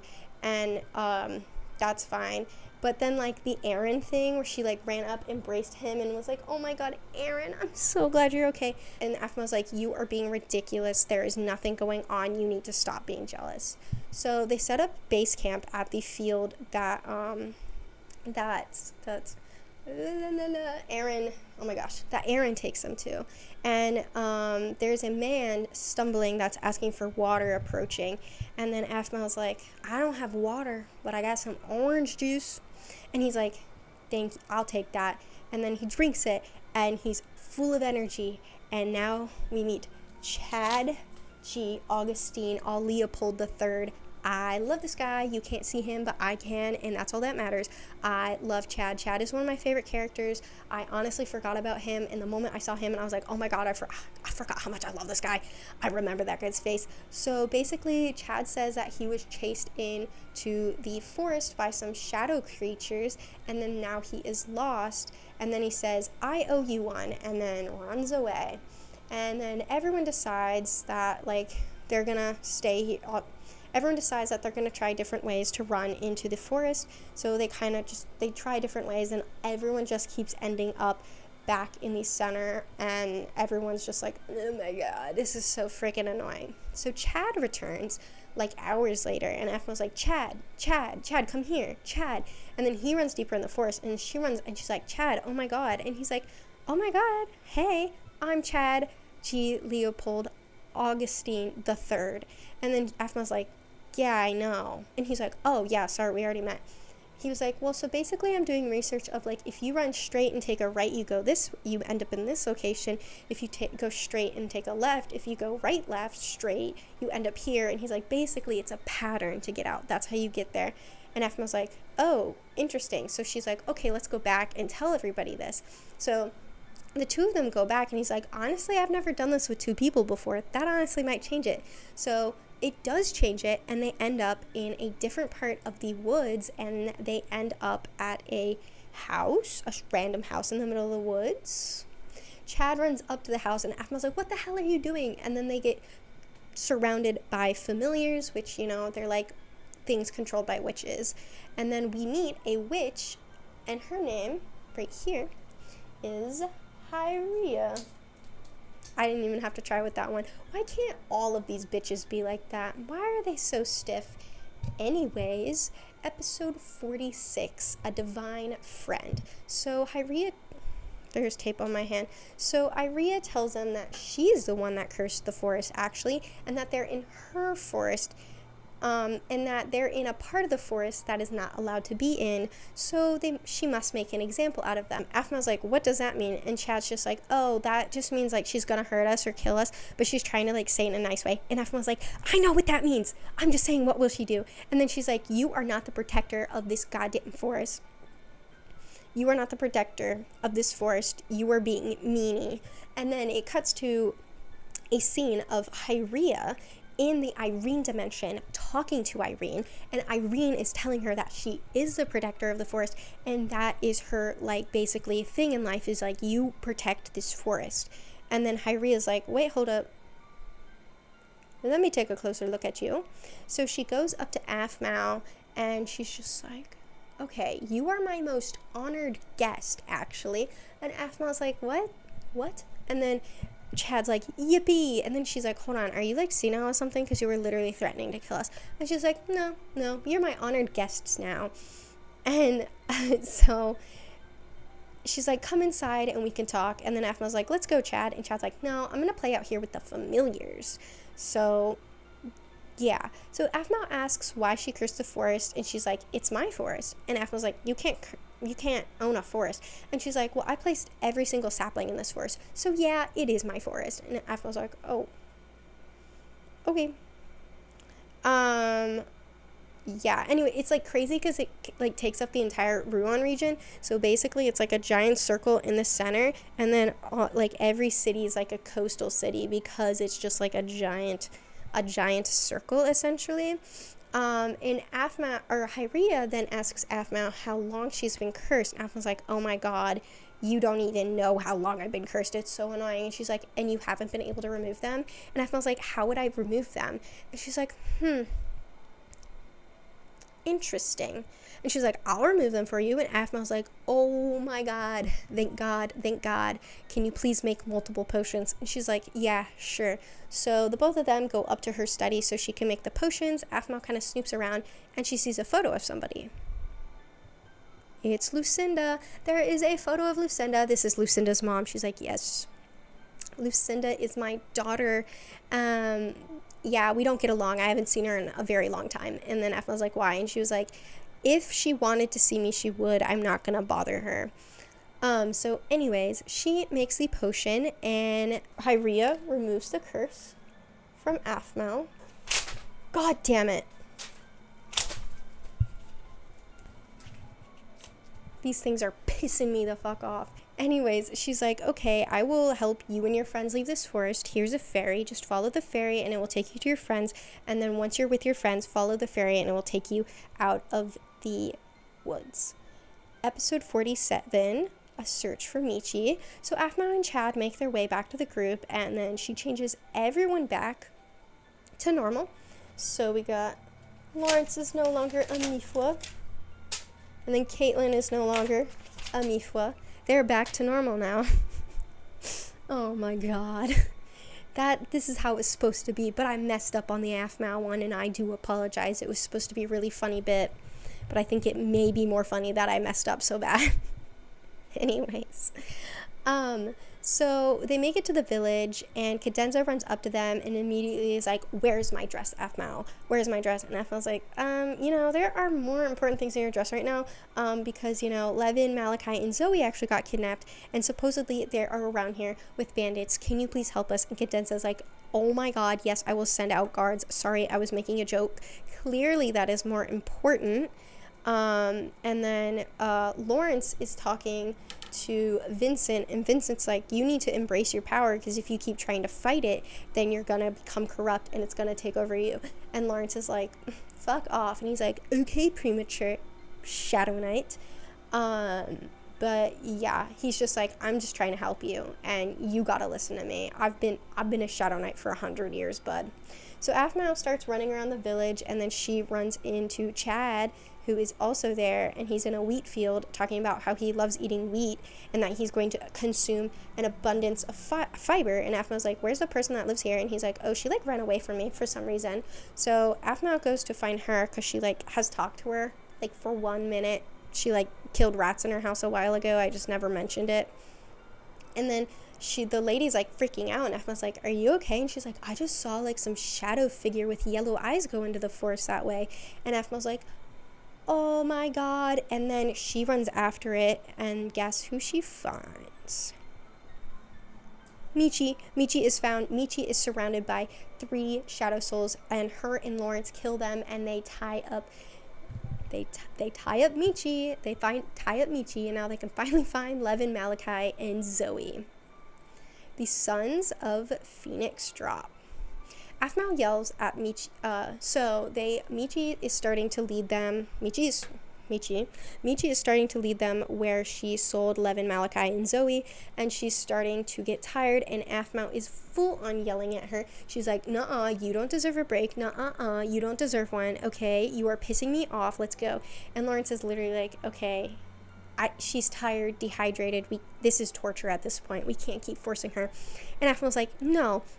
She fucking sold people, Lawrence. I'm gonna force her to do what I want." And then Lawrence literally pins her against a tree for some reason and is like, "Mau, this is not you.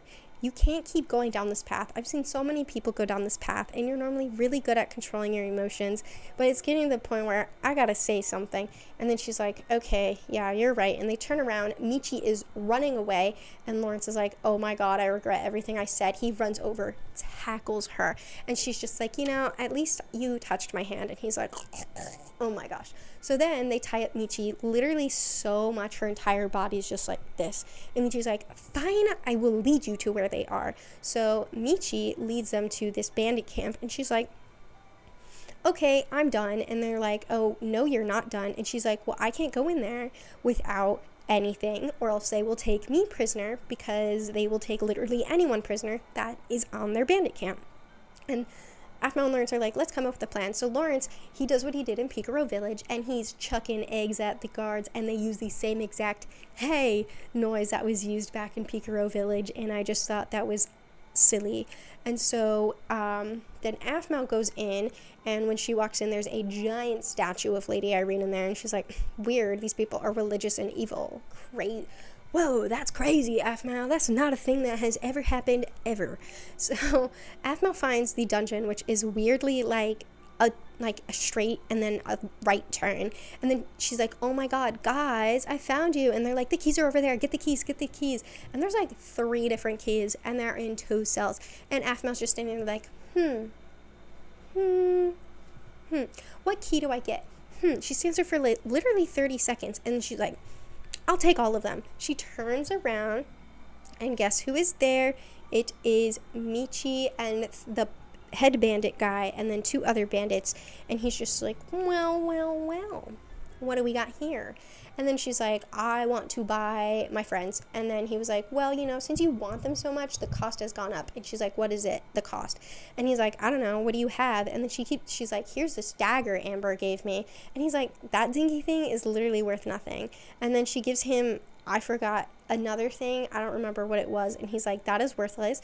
And she's like, "Music box, it can help you sleep." And he's like, "I sleep fine. I do not need a music box." And he's like, "Well, clearly you have nothing for me, so I am also going to take you prisoner as well." So then Mau's like, oh, hell no.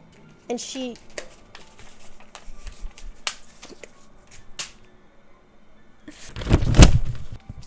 I think it's funnier because it's taped so freaking well for some reason. It's masking tape. It is not supposed to be that good. Anyways, so she turns into her Irene form, and then the head bandit's like, oh my god, Lady Irene. He's like bowing down at her. He's like, oh my god, I am so... He basically acts how Emmeline acts every time Aphmau is like, does something. He's like, oh my god, my lady, I'm so sorry. I did not know it was you. I am so sorry. He's like, bow down, you fools. Oh my god, I'm so sorry. I love you, Irene. I'll do anything for you, Irene. I grew up on your faith. And then Aphmau's like, what the hell? And then he's like, come on, everybody, let's get our finest things together and take her back to Metelli. So then the bandits take them all back to Metelli, and Levan and Malachi are like, dude, are you Lady Irene? And Aphmau's like, no. And then it plays, then the music box plays. So fun. Episode 49, an honorable request. Aphmau walks up to the docks is at the docks, and then Travis walks up to her and he's like, hey, what are you doing up here so late? It's because of Gareth. So she finally explains to Travis what has happened with Gareth, and he's like, damn. And then she's like, yeah, and I just haven't seen him in a while. And he's like, well, oh, you know what? Screw you. Now we're on the last one. And anyways, so he's like, well, maybe you only need him in your hard times. And she's like, dude, my freaking kids got kidnapped. What do you mean in hard times? I'm going through the hard times right now. I'm deep in the trenches. And he's just like, well, you know, the more hard things you go through, which Aphmau has been through so much, the thicker your skin gets, the meaning more you're able to handle things. And basically he's saying, like, you just have gotten so used to dealing with shit, you're really good at dealing with it now, so you don't need Gareth and stuff, which is, like, very true. It is very true. Malachi and Levan talk to Cadenza about the Tri-Alliance, which is the whole reason we all got in this mess, is because they got kidnapped while they were trying to come here to talk about the Tri-Alliance. And so Cadenza's like, yeah, I'll join, and reminder what it is: an alliance between Phoenix Drop, Brightport, and New Metelli to just, like, support each other since they're all kind of crazy right now. And then apparently she's literally pro-torture Michi, and here's why. It is because Michi, she said that Cadenza's armor is so last season and it's disgusting. And so that is why she wants Michi tortured. They make it back to Phoenix Drop, and they're greeted by Dante, and they have, like, a cute little moment. And he's like, there's dust in my eye. I'm not crying. You're stinky and you're entitled, Levan. And it's cute, and you just had to be there because I literally was having a hard time thinking about how to explain it, so I decided not to. So everyone passes out when they get back but Aphmau, and she goes on a walk around the village to talk to people. She sees Aaron. She's like, oh my god, Aaron, hi. Oh my god. Aaron, hi. What are you up to, Aaron? That literally is the interaction. She then runs into Donna, and then everyone's basically telling her to go talk to Emmeline. So she's like, where would Emmeline be? Oh, at the Irene statue. So she goes to Irene statue, and Emmeline's, like, sitting there. And then Aphmau's like, Emmeline, I've been told that you need to talk to me, and you need to tell me something important. Emmeline's like, will you be my maid of honor? I'm getting married to Kenmer. And everyone's like, and she's like, oh my god. Because this is crazy. This is like bonkers, because literally he was just pining over Sasha, and then now they're getting married, and they literally have only been dating for the amount of time that they have been out on their trip to Scaleswind, which I don't know actually how much time that is. I thought month max. Okay, let's say month max. It's not a month. Month max. And somehow they're getting married, which, whoopee. Anyways, so Aphmau's like, I'm gonna make this the best motherfucking wedding ever, because the last wedding I threw here was bad. And we all know how that went. Zane was a priest, and then tried to kill everybody. So she's like, we gotta double check that priest. Now we're on episode 50, the last one of part 1. So, the low of time. Maou makes her to-do list, and she is determined to make this wedding better than the last one, because, you know, Zane, like, basically fucking with everybody. Caitlin comes up to Maou and talks about how she's really excited for the entire wedding, and then Maou goes, oh my god, were you at Jeffrey's wedding? Did you really like Jeffrey's wedding? And then Caitlin's like, I wasn't at his wedding. I didn't know him at the time. Then she gets really sad and walks away. What, girl? What are you...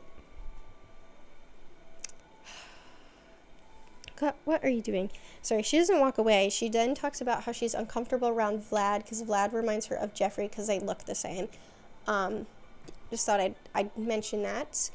And then Afma's like, okay, I'm sorry I made you in a bummer mood, but could you go to Metelli to talk to Cadenza, because I need maid dresses pronto. I need a bride dress pronto. I need all of this pronto.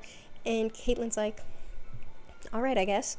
And then she rides her horse all the way to New Metelli, and then Vlad stops her while she's walking and is like, hey, when are you going to tell people about the Okassis invasion? And she's like, let's just people live in ignorance, you know? And then he's just like, fine, do what you want, but I think that is a very, very, very bad idea. And I'm like, just tell Dante, Levan, Malachi, maybe Zoe, just tell at least them 3, because bro, that is so dumb not to tell people that the powerhouse of the Ruan region just got invaded and basically demolished. So dumb. Anyways, whatever. So Afma goes around the village asking about a priest, and priests are hard to come by because they're so stigmatized because of Zane. So it's really hard. But guess who is a priest, guys? Chad G. Augustine Leopold III. He is a priest. I love him. Afmau is like, great. Thanks, Chad. And then Afmau goes to talk to Sasha because she is curious what she thinks of Kenmer and Emmeline getting married. And Sasha's like, you know what? It's good because he's over me, and I'm happy for him that he's over me, because like I just couldn't see him go through that pain. And she's like, does it make you sad? And she's like, it makes me happy and it makes me sad. I'm just happy he's happy. We just got through 10 episodes in 42 minutes. I'm sorry for talking really fast, but I'm finishing this video and this is not going to be a 3-part series. I can guarantee you that. Anyways, this is the end of part 1. I hope you all enjoyed my wand. I hope you all enjoyed the eccentricness and my passion for this. I tried my hardest. I don't know when part 2 will come out. We'll see when it comes out. I have to edit this thing, and then I'm graduating soon, so you know, I gotta do it fast because I need printed shit. I need to print my shit. Who knows how I'm doing season 3 because I won't have a printer, but we'll figure out when we get there next year. No, I'm fucking with you. Anyways, yeah.